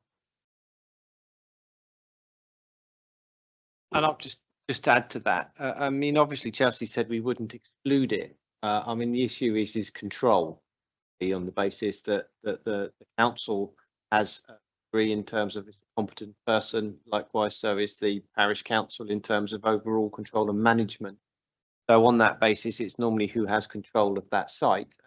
with other organisations, sometimes they don't necessarily have control of the land, and therefore they can have. So if you spend the money, let's say they got chucked off the land, or their lease terminated for some particular reason, then you could be in a basis that you spent the money and you might be asked to have it back. So it's normally about the reasons why you go to this control over land. So if that organisation had a control over the land and they weren't a parish council, weren't the council, then on that basis, there's a greater certainty that that money will be delivered and spent and not having to be returned if it suddenly got, the rug got pulled underneath them from the building being taken away from them for some other reason. So that's kind of the only reason, but it doesn't exclude it.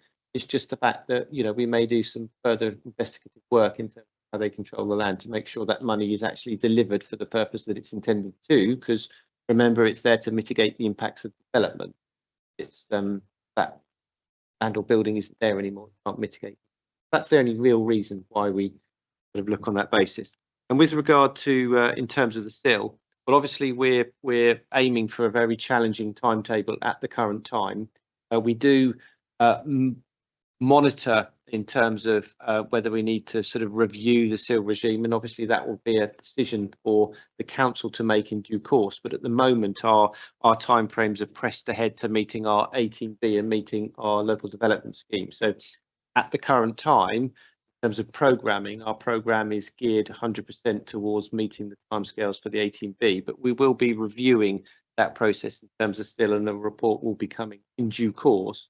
But it's just in terms of looking at our priorities. Our priorities are, as members have already given from this committee, to crack on and move on with the local plan and meet the timeframes of the LDS. So that's where our focus is aimed at the current time.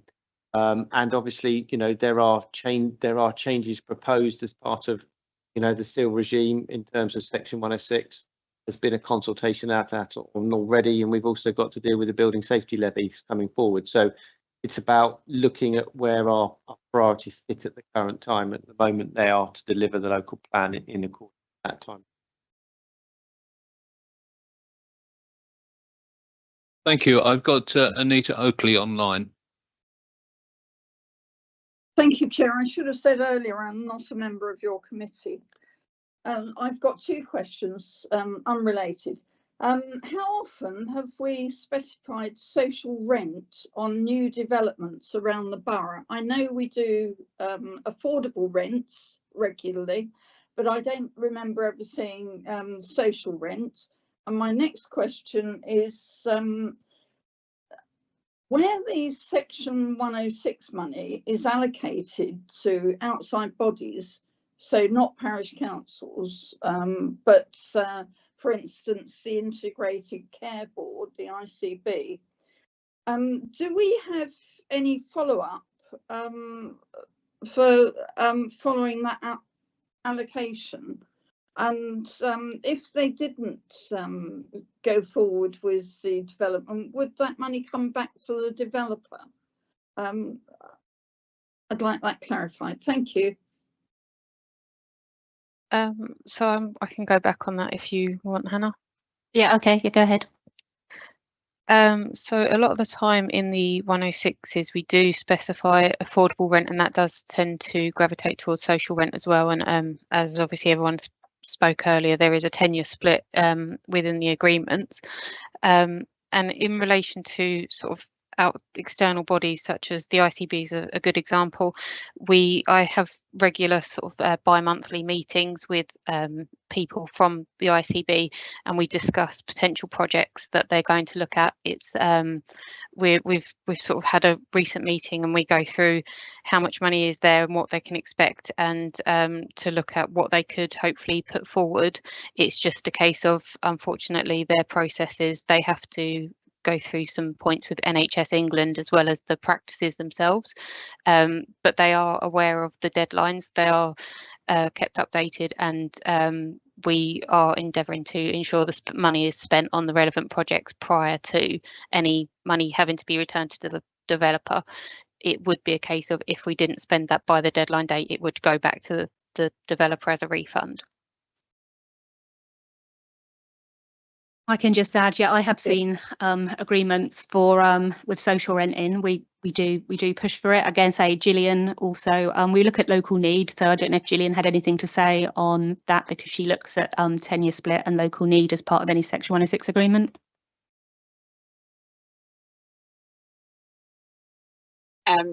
Yeah, so I will always do my best to secure social rent wherever possible, because it is the rent type that will give the most genuinely affordable rented housing to meet local housing need. But the question, but unfortunately we don't often get it secured because it requires a higher amount of funding, essentially, because the rent income for those homes is lower.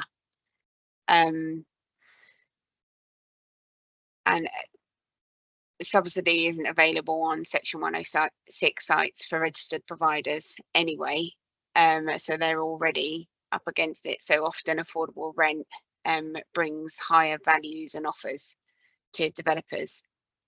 But I've just had a quick look at some of our figures, and I think we've got some social rent in the pipeline, potentially, but historically the last time we had social rent delivered was in 2022-2023, when we had 18 homes in total across that financial year that were specifically social rent, and they were with Town and Country. And that registered provider were just, they had it as a priority to deliver social rent. Thank you. Can I come back, Chair? I'd just like to know, is the pushback from the developer or the provider, the social rent provider?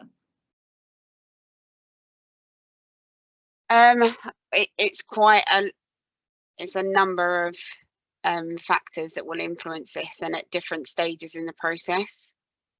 So I think at the beginning of your question, it was about how often do we specify it in a Section 106.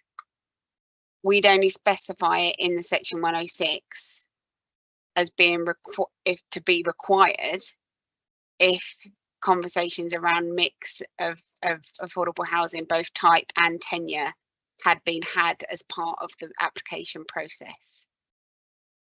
If that level of detail has not been discussed, negotiated and agreed at permission stage, if it's outline permission, then some of that will be decided through reserve matters. So in which case the Section 106 will have the definition to allow for the provision of all types of affordable housing in most cases, which will include, for rent, it will include both affordable rent and social rent. What comes forward subsequently through a reserve matters application and what is put forward with a whole host of factors, including financial, will then be negotiated at a later stage. If I can ever secure social rent, I will, but I'm not often in a position where I can require it. If planning colleagues have got anything further to say, we might be able to shape that further when we get our new planning policy. But at the moment, I can't require social rent.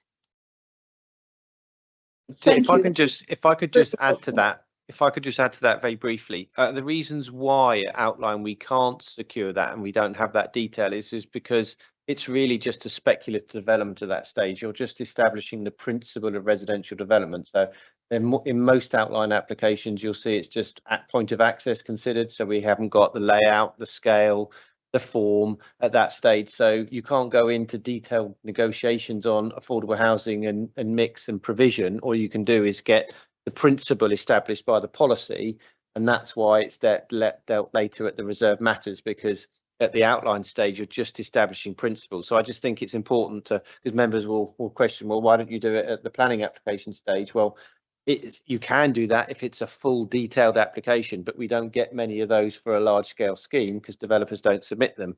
They will submit an outline and just establish principles and just establish the principle of the level of affordable housing, i.e. the 70-30 split or whatever is agreed through viability. And that's why the discussions are delayed till reserve matters detail. So just to put some context for that for members as to why it's agreed later in the stage, and that's perfectly legitimate. That happens on most schemes because the developer hasn't gone into that level of detail at the outline stage. They're just trying to establishing principles at that stage. So hopefully that clears as to reasons why there's a delay. Thank you. I'm going to move on to Councillor Hood. Thank you. Councillor Oliver had his hand up quite a while ago. Okay. Right. I think what we've just covered is precisely why many residents feel that the planning system doesn't deliver for them. It delivers only for developers and their profitability. This is a massive problem that we've got here. I've got Gillian's told us about the last time we had any social housing was only 18 units back in 22-23. We've heard that we don't have these discussions when there's an outline application, and if it only happens if we have a full application, which I find massively perplexing. I've got figures here, the last figures from Kent Analytics about the delivery of social housing. And in Tunbridge and Malling, in the 23-24, we had 156 units of affordable housing. 89 of them were affordable rent, which is 80% of the market value generally. And then 67 were affordable in terms of part rent, part buy, 0 social rent. And we know, because we've already covered it a couple of times tonight, that our own consultants have told us that actually affordable rent doesn't meet local need. Part rent, part buy doesn't meet local need because residents who desperately need this housing can't get hold of it. They just cannot afford that. It doesn't matter how many of those units we build. If they can't afford them, they are always going to be out of their reach. With regard to the Section 106 funds, I've been asked to raise the issue that members don't seem to have much of a role to play in terms of certainly in terms of the scrutinising how the money is spent once it's been allocated. We can do that through the organizer, that board, that collection of members that oversee that. However, running up to it, we haven't had that oversight. We haven't been able to get in there. In my ward, we've got a development that's been partly built out now, and part of the 106 was a cycle lane that nobody wanted. The members didn't want it. The residents certainly didn't want it. But there it is. There's money allocated to this that was allocated purely because local members weren't asked for our opinions. It's great that we've got that there's going to be a 7-day window so that members can see where the 106 agreement is, and then we can question it, and it can be possibly amended at the end of that. Where's that going to be visible? Is it going to be published alongside the planning applications? I'm intrigued to know how that's going to happen. I just can't. I'm just staggered that we are unable to deliver the social housing that we so badly need, and that there seems to be a systemic failure in the way that we handle these planning applications, that we don't get in there and we can't demand. We must be able to demand them. If there's a ratio, if we've got a ratio that you've got 30-70, and then there's meant to be a ratio within that of how much social housing we're meant to be getting, and we're getting 0 on an almost annual basis. We're getting 0. Then this council's failing. I think our planning policy CP17 looks at, our mix and our mix does say social and affordable rent. So that is quite clear that schemes are policy compliant. That you can, yes, it is affordable and social rent in that sector. I mean, regarding your question about whether Section 106 will be visible, it will be on the planning application site. So if you look on the site for that application, that's where we plan to make them visible. I know Gillian's got her hand up, so she might want to come back on your first. Gillian, do you wish to comment? Yes, I just wanted to say in terms of delivery of social housing. So I think the term social housing or affordable housing are one in the same. But within that, for homes for affordable housing for rent, there are two different rent types. And that includes both social rent and affordable rent, as outlined in Hannah's report. So just a bit of caution if we state that we haven't delivered any social housing, we have secured affordable housing, including homes for rent, in line with CP17, but the rental part of that provision more often includes homes that are with rents that are affordable rent, with those calculations of rents up to 80% of local rents, including service charges, as opposed to social rent, which have to be done in line with a government rent formula and often come out closer to around 50% of market rents. So we are delivering homes for rent, affordable housing, through planning permissions in line with CP17. It's just that it's more frequently affordable rent that is delivered rather than social rent. And in paragraph 4.43 of the main report. I had one last point on that. I mean, obviously, what is a considerable factor that we have to consider in this point is in terms of viability.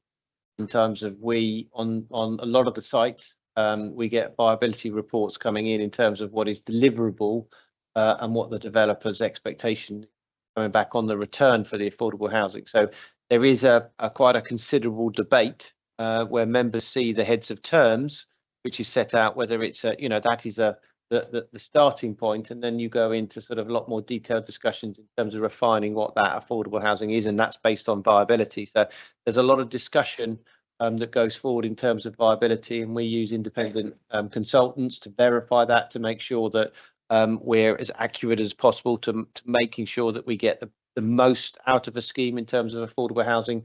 But also, there is a pressing need. We've got to make the development work.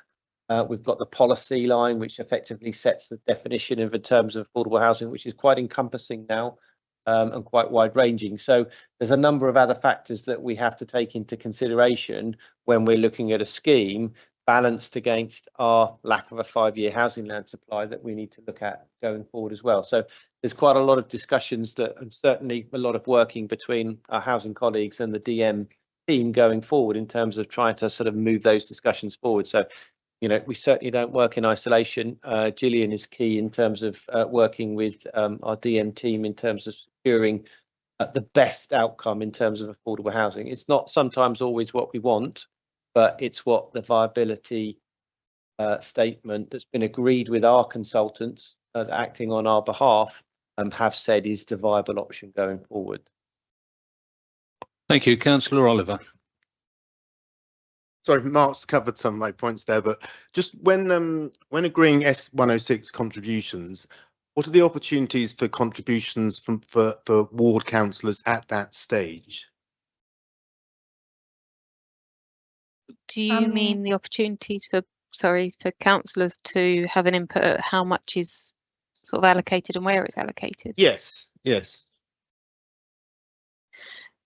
Well, sorry, I think Hannah, would you I think that the report explains that for every obligation we put on the application, it has to meet the SIL 122 tests. As it It has to be necessary for the development. It has to be like, oh, I can find it in the report to read it out exactly what they are. But we do have to meet those tests, which so it's not really negotiation about what can be put on. Every consultee we go for or suggest a contribution has to make sure that their contribution can be backed up by those main tests, which are necessary to make the development acceptable in planning terms. Development would not be granted planning permission without this obligation. Directly related to the development, there must be a clear and direct link between the proposed development and the obligation, and fairly and reasonably related in scale and kind to development. The size and type of the contribution must be proportionate to the development's impact. So every group as well tries to act, you know, as transparent as possible. That's why also in the report you've got the developers contribution guide from KCC, which shows how contributions are worked out compared to the size of the development. Again, with the NHS contribution guide has also got a link in the report to have a look. So everything is like, all the contributions have to be, fairly and strictly adhere to the planning legislation. I could just add to that, let's not forget, in terms of, you've got your Paris infrastructure statements that are drawing from should be the local context, and Tunbridge Community Forum, which will be feeding into that in due course. We've also got on the most contentious schemes, you know, there is that obvious discussion between the ward members at the early stage. You know, we don't want surprises coming at planning committee. That's the whole point of, you know, there's processes in place for, you know, once the officer is called into planning committee, you know, there should be, members should be, you know, appraised, the ward members should be appraised of what the recommendation is going to be, and there's an opportunity there for ward members to say so there's lots of opportunities in the process. Planning officers are free and easy to contact. You know, there's lots of discussions that I see in communications between ward members and the case officer. I advocate that. You know, what we shouldn't be having, if I put it honestly, there shouldn't be surprises at the end, because, you know, it takes a long time to process a planning application. We're under a time frame to assess it. We have to get extensions of time. You know, we can't sort of have interruption gauges which stop that process. It should all be fluid, and it should be discussed with the case officer going forward. I mean, board members should be discussing these applications in their wards as the application is progressing. And not only that, the case officer has that discussion with ward members before it comes to planning committee. And then you've got those cases at planning committee where heads of terms can be reviewed. So there should be every opportunity for members to engage in that process, and it shouldn't be kind of at the end. That's the last thing we want, really, because that doesn't help anyone, doesn't help us get the application determined, and it puts, you know, the developers' backs up by saying, well, why wasn't this raised earlier? We don't want these late submissions. So hopefully that deals with it. And consultation comments also are published online. So from highways, they're all up in the public domain already as well, to so people can interrogate them. Mark. I think my contribution would be slightly different.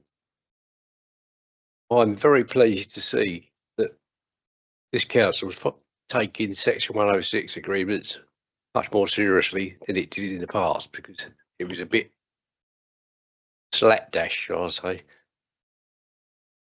I'll tell you why in a sec. This does give parishes and the county council an opportunity to put in for the smaller schemes, not a new school or, you know, a new road somewhere or something like that, but something that, you know, that they really need, that might not be obvious to the borough council.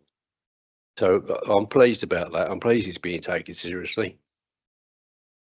And I'm going to give you a reason why now. When Holborough Lakes was approved for a public inquiry, one of the things that was approved was a crossing across the A228. Now, we couldn't have the crossing across the A228 because it was 70 miles an hour. You can't have a control crossing on a 70 mile an hour road. So we campaigned, and we got it down to 50 mile an hour. We got approval for our crossing, and we said, right, we'll have the crossing now, thank you. And the Section 106 money had disappeared. We were told that we couldn't have it because there wasn't any money, and it should have been there. So that was met with, didn't go down very well. But anyway, eventually it was found and the crossing was installed. So you can see why I think it's very important that we take these things very, very seriously. And my final points are, when we get to, when the smaller schemes, the local councils, right, you know, the level 3 councils, parishes and towns, are coming to near the end of their period that the money should have been spent. A, is it flagged up to them? Do they know that they've got to spend this money within this certain time frame? And B, is there an opportunity, if they do know and there are sound reasons for it not being able to be produced, could the time frame be extended? Well, Chelsea monitors all the agreements. I don't know if she's got anything to say about what she does and how she contacts people. Yeah, I do have regular updates, and I have contacted all sort of parishes in the past to notify everyone of money that we were holding when I first started the role, and I notified everyone. As it was at that point, we've pretty much up to date as we're standing now. And if there are any sort of projects, what we'll do is, with using the parish infrastructure statements that have been submitted, if there's coming up to a deadline, I will then look at projects on there as well. We'll see whether the parish would still like to undertake them, and we'll make sure that they meet the same criteria that's set out within the Section 106 agreement, and then we'll get the project sort of allocated and get the ball rolling, as it were, to get the project completed as well. I think that means we're essentially proactive as opposed to reactive, where you're saying previously. So we're now proactive with active monitoring and recording, and Chelsea's spreadsheets do flag up spend times, dates times, and we've had a number of cases where Chelsea's been very proactive in getting the spend, chasing people up to say you need to get something in because we're running out of time. So we're very aware of that. We don't want to report back to this committee saying that we haven't spent the money that we've secured. So it's proactive, not reactive, certainly. Councillor Dalton. Thank you, Mr. Chairman. I can verify with Chelsea being proactive, because a few years ago, I said to Chelsea, why hasn't KCC spent this money? And it turns out between TNBC and KCC, education, they hadn't been talking to each other. But I'm grateful for Chelsea's hard work that we did resolve that. And the money has been spent. Now, my question is, how many of the parish councils have submitted an up-to-date parish parish statement? Are they followed up? Have we got councils that have not submitted those statements? I'm not going to know that off the top of my head, but I mean, I don't know if Chelsea is. She's the expert on all of this section. Sorry to keep past you, Chelsea. No, it's fine. We've had I think we've had 6 or 7 parishes that have submitted their 2025 statement.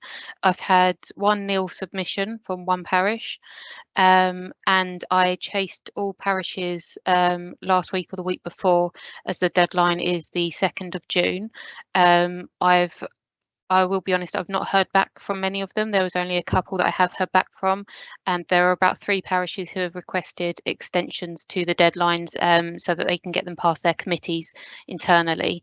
So I will be chasing them again as we get close to the deadline, and I will be asking if they are intending to submit this year.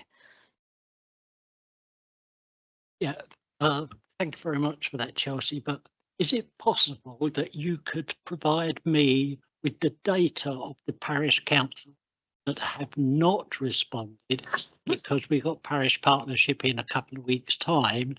That would be a good forum to raise that issue with them, so to make sure they do not miss the deadline.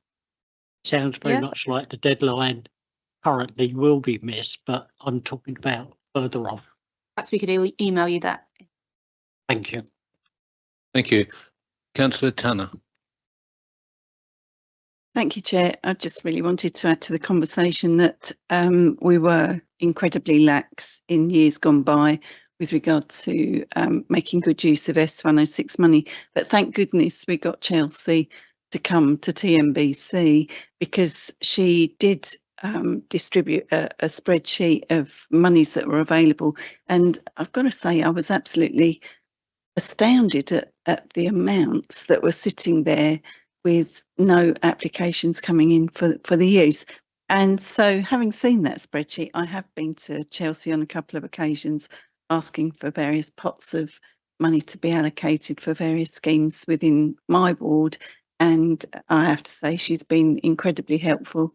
And thank you very much, Chelsea. Councillor Taylor. Thank you very much, Chairman. I'm very grateful to Councillor Hood for drawing out the point about the failings of this council to provide social rented accommodation. I've always been under the impression that our housing figures, the figures we're trying to drive through in this local plan, originally stemmed from the ONS figures, which are based on the need for affordable social housing, affordable housing, and market housing for growth.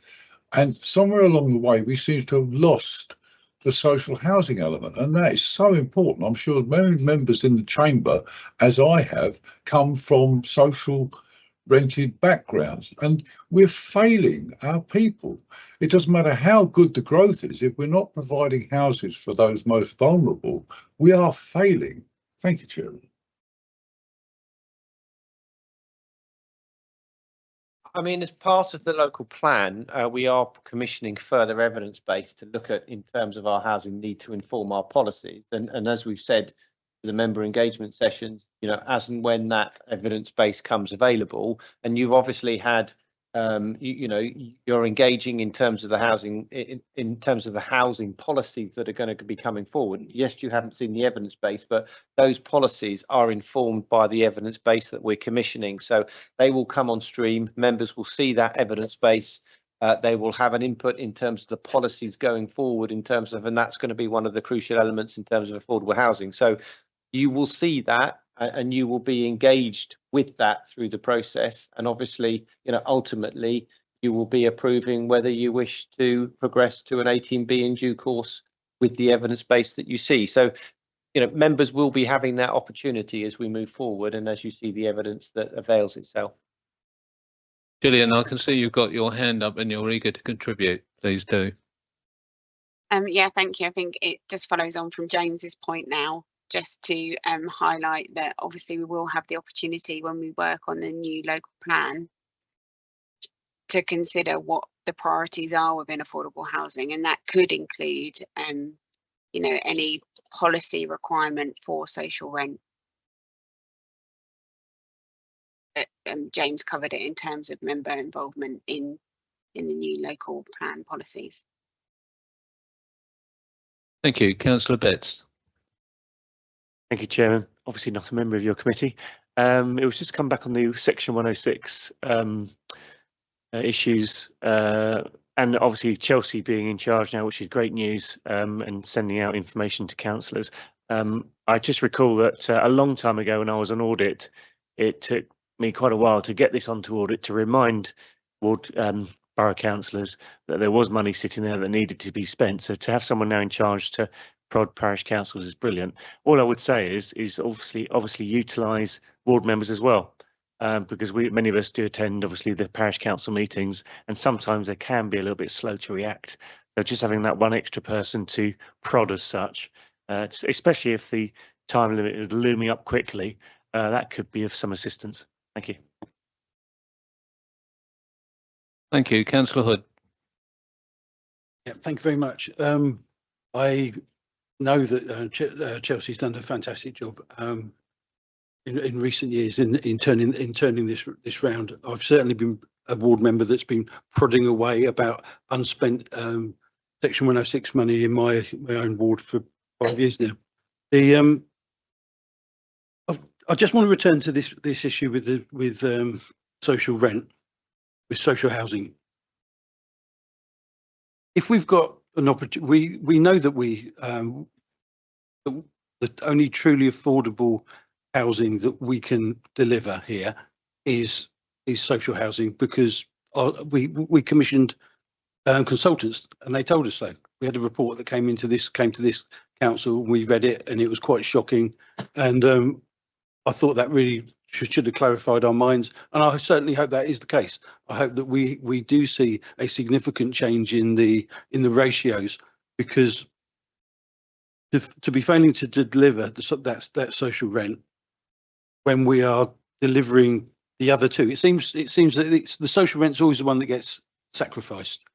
And I just want to know, how is it possible that we can allay this, that we can put this to an end, because it seems to me to be completely unsatisfactory. I've got a question about with the social rent. We know that the social rent has to be at that level of around 50%. We were told for the whole of the lifetime of that property. Is that also the case for affordable rented property?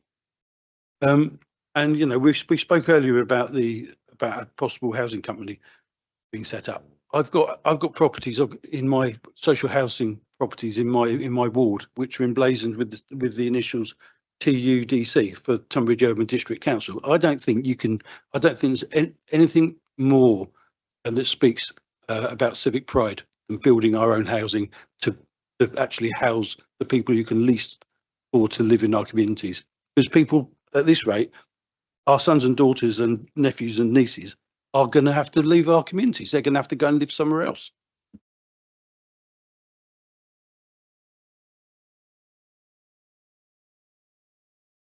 I mean, I think coming forward, I think Mark, I'll reiterate what we said. The evidence base will be provided in terms of the direction of travel for our affordable housing policy, but ultimately members will make the decision and they'll view that evidence and they'll make the decision as to what the policy finally is and how it's worded. So members will be fully engaged and involved in that process with the evidence base behind it. And obviously, when we form a policy, that's based on viability, local plan viability as well. So we have to take that into account, but we also have to look in terms of what government guidance is saying in terms of the affordable housing definitions. But, as I said, and I think everyone says, we'll be led by the evidence, but ultimately members will be engaged in that. And we've got the member engagement sessions that will discuss the housing issues coming forward in due course. And that, I think they're going to be arranged quite recently. So members certainly won't be excluded, and you'll be deciding whether we go out with the draft policies in the Reg 18B, as you have been on other policies around natural environment,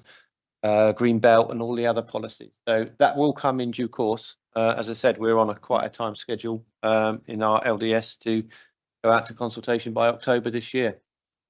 So you will be engaged. And I appreciate the fact that it is a concern that's raised by members, and we've noted that, and I'll be having conversations with Kelly on that basis to see where the evidence takes. The final hand that I have is Councillor Tanner. Yeah, I just really wanted to give my understanding of how we've got to this stage, and Linda and Gillian will be able to verify whether I'm right or not. But it seems to me that developers don't want to build social housing. Registered providers don't want to take social housing, and so the only option would be for us to actually build our own. But the problem there is we took a decision many years ago to sell off our social housing, and so there's no resource in place, there's no expertise, and there's actually no money to do that. So it's a great idea, but how we bring it all together is a very big deal. So that's where we're at. It's difficult to, where are we going to find the money to build these houses? Where are we going to find the money to buy these houses? Kelly, is that Gillian rather? Is that a legacy hand, or is there a point you want to make? I just wanted to respond to Councillor Hood's question on affordable rent. Go So ahead. thank you. I understand that the question was, is it controlled and regulated in a similar way to there are restrictions for social rent setting? And the answer is yes, there is government policy that governs how affordable rents are set. And the regulator of social housing is part of that. And affordable rents, whilst higher than social rent, are regulated, and they can be up to 80% of local market rents. And there's guidance for registered providers on it, and they should consider the affordability of local people. So local incomes should be taken into consideration, and local housing allowance rates. So it's up to 80%, but it doesn't mean they have to be set at 80%. And some registered providers will have considered that. And there is one local provider, for example, that has an approach in high value areas. They will set their affordable rents, but at around 65% of local market rents to ensure the affordability. So there is scope for that kind of approach, which of course we'd always encourage, but it is regulated. Thank you. Councillor Hood, I'm just conscious that rather than have a debate, is there a question you want to ask the officers that they're in a position to answer this evening? Thank you. I want to. I want to make 2 points. I want to make. I'm frustrated by the system here. I'm not frustrated with the officers. I know the officers are doing their best and in trying circumstances. I just want to pick up on what Councillor Tanner's just said about the housing providers not taking up these properties. If the housing providers aren't taking on the properties, then surely I'd like to know what the detail of that. And I think having a report about the housing providers, the housing associations, and their reluctance to take these properties on board would be welcome. So we've got a better picture of what's going on. Because if these properties aren't being taken up, then the council should be well, I think it should be taking them on. If there's a financial reason we can't, then having a report that outlines that would be really welcome. Not going to add too much on that, and I think maybe Linda's going to come on that, but obviously it was touched upon by Gillian earlier in terms of if it's secured through a Section 106 agreement, which all affordable housing is, so it's delivered, there's no grant support on that basis. That means that there isn't the money available from the housing associations to put in higher bids effectively to provide that type of housing. So again, it's based on a viability appraisal, and that's in very simple terms. And I think it's probably not a debate for now, because it's a much wider debate, and it is an interest. I mean, I've been interested by the discussion we're having tonight, because I can see where the concern sits. It's about how you can actually deliver that going forward. And so I pick up the concern that members have got, but maybe I'll hand over to Linda, who's got obviously some further comments to add. Thank you. I mean, Councillor Tanner's right. It's becoming increasingly more challenging to get registered providers housing in Section 106 sites because of all the financial constraints that they're facing through all the pressure on standards that coming, for example, from Grenfell, etc.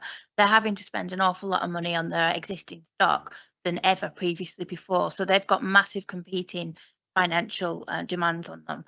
What I would say for Tunbridge and Marlin is, as far as I'm aware, we have not lost any housing on our Section 106 sites.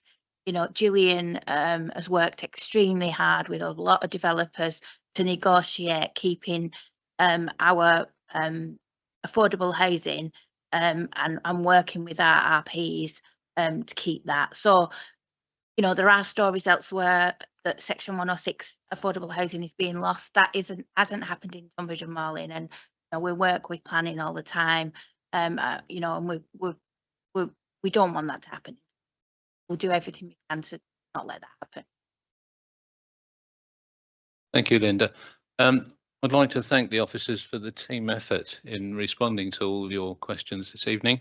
And I'd like to move that you note the contents of the report. So I'd ask you to do that, please. Thank you.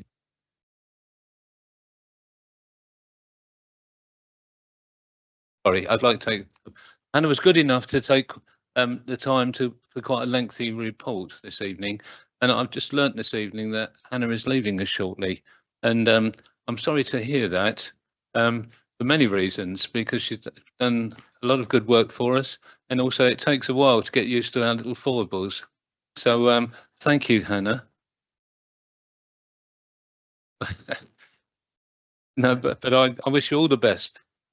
Thank you, and I'm sure we all do. Thank you very much. You're not going because of Area 2, are you, Hannah?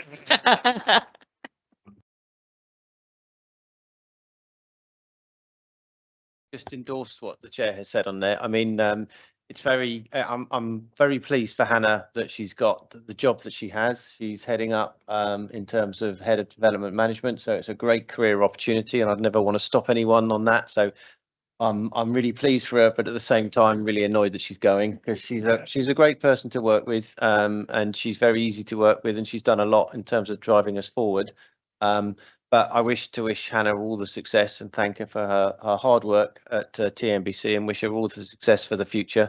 We will still be here, and she still says, well, when you go, James, I might come back and take your job. So she's very career minded, which I'm really pleased about, and I really like about her. So she'll be a great loss, but wish her all the best. So thank you from the officer team. Thank you, but I think I will still be doing another housing planning scrutiny committee before I leave. Brilliant, thank you. Right, just moving on, we've got the work programme before us. The work programme sets out potential items to be scrutinised by the committee during 25 and 26, and it's attached or included for information. Since the publication of the agenda, further items have been added to the work programme and are set out in the annual service delivery plan for 25-26. I'd like to just raise the opportunity for members to suggest potential items for the work programme and give you the opportunity to do so. That isn't a cul-de-sac, because you still have the opportunity to raise it through myself at a later date. But is there anything that anyone would like to say? Councillor Davis. Many thanks, Chairman.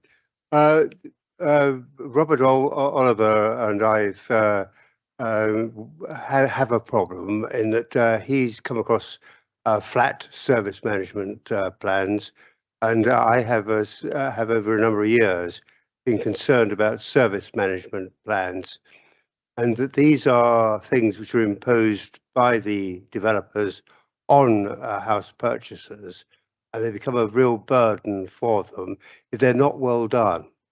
They are well done, and there are many of them which are well done, that there's no problems.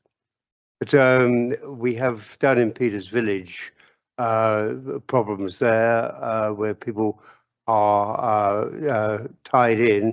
The provider, the service company, can raise any amount they want.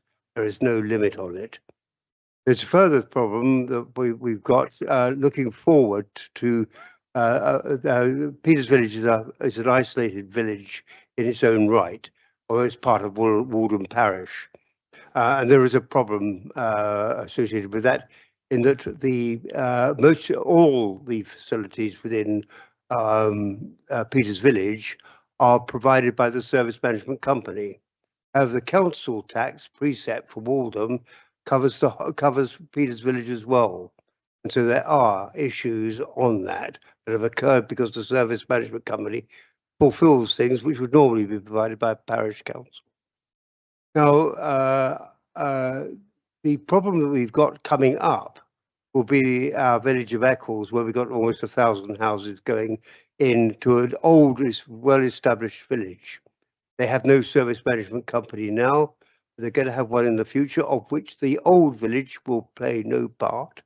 And the new village will probably be an essential part.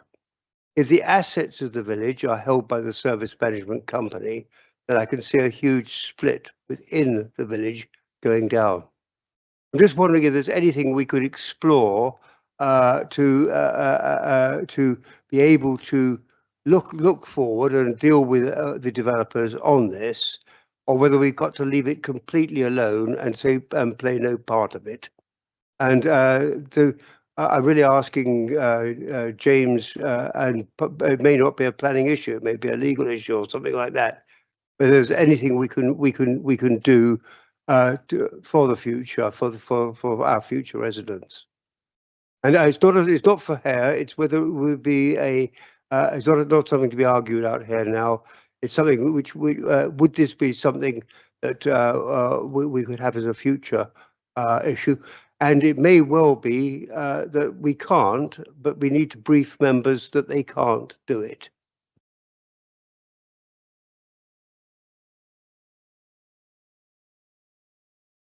There's been a massive increase in service charges in the last sort of 2 years. It's almost as if there's sort of a cartel's in operation. And the provision, though, is getting worse and worse. And a lot of flats are really they're finding it very, very difficult to sell, and prices going down. So it's quite a big issue. I mean, you know, I think, Dave, you hit the nail on the head. The reality is whilst we secure, because a lot of this management is to deal with the public open spaces and the landscaping, etc., which historically, in the olden days, councils adopted large areas in terms of public open space and muggers and play areas and stuff. They don't do that anymore. So, you know, this issue of the management company is a relatively new issue. I mean, it's been around for a period of time, but in terms of planning from 1942, effectively, it's relatively new.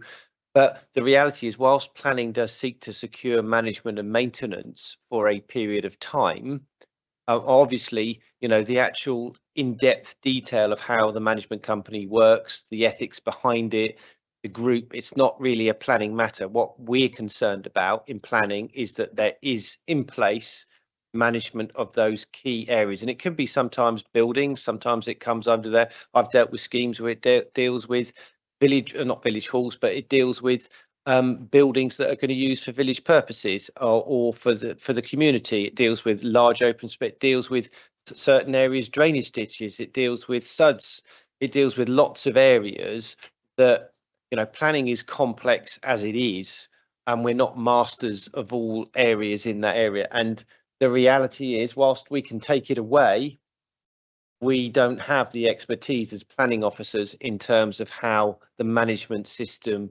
works. So whilst we could go away and discuss it, you know, planning officers aren't the expert. So I'd need to discuss with Eleanor about, you know, who would be best placed to provide information to members on the management company, the ethics and how it works, because in reality, planning doesn't get involved in that, apart from making sure that they're covered for maintenance purposes. So as long as they're covered for maintenance purposes, then as far as planning gets concerned, is that, you know, we wouldn't go into that further detail, and controlling the costing and how it works, that's too detailed for planning. It's not really a planning matter going forward. The fact that they're maintained is the key issue. But if we get involved in costs, well, I'll be very honest, we'd never get a Section 106 agreement out. If you had to put management companies into a Section 106 and the ethics behind it and the workings,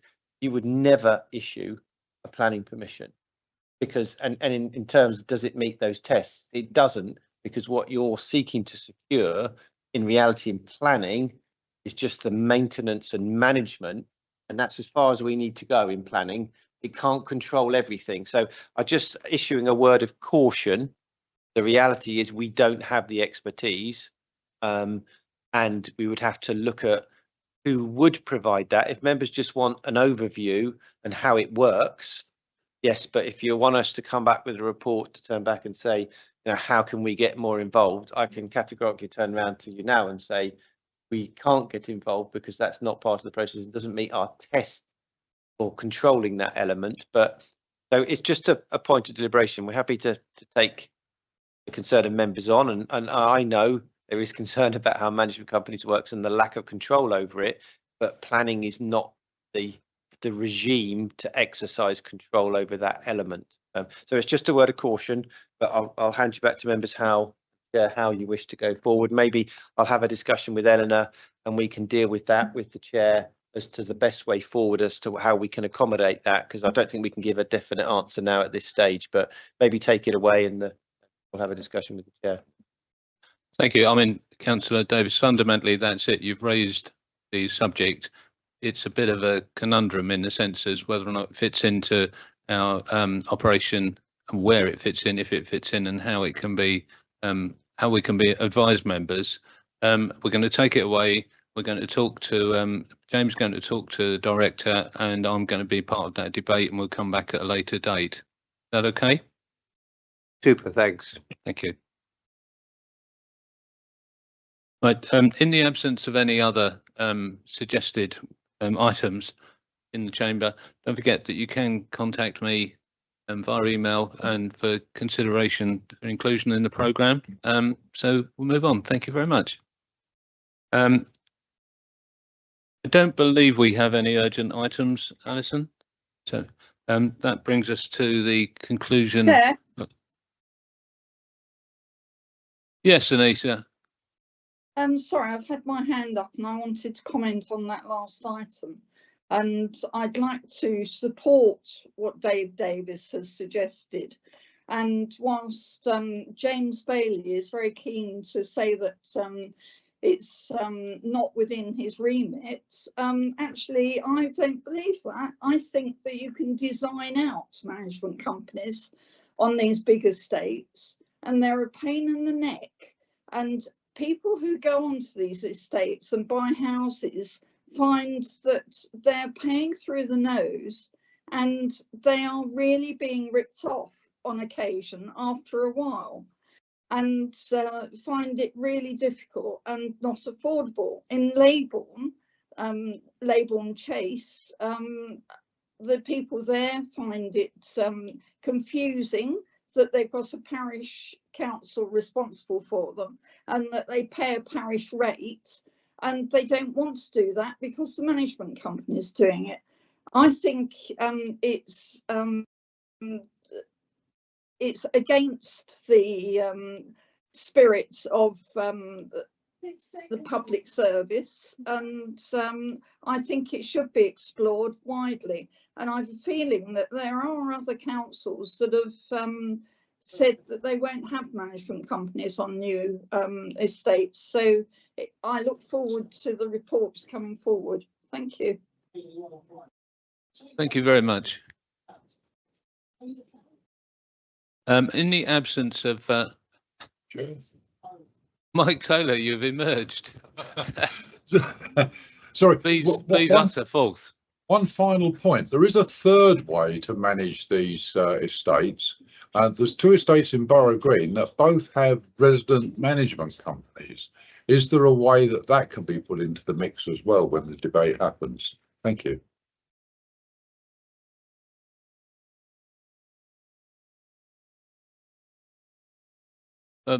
We'll take that on board and address what the options are in terms of addressing the past, present and future policy towards management companies in general. Thank you, Mike. Thank you. In the absence of any urgent items, I would like to move to close to this section of the meeting. But I need to make you aware that we have other items to consider in private for commercially sensitive reasons, and so I would like to move the exclusion of the press and public, and I'd like a seconder to that motion, please. Thank you, Councillor Davis. So do I have your general agreement to move forward on that basis? Thank you. Joe, can you confirm when the YouTube stream has stopped, please? Thank you. We are now stopped. Thank you.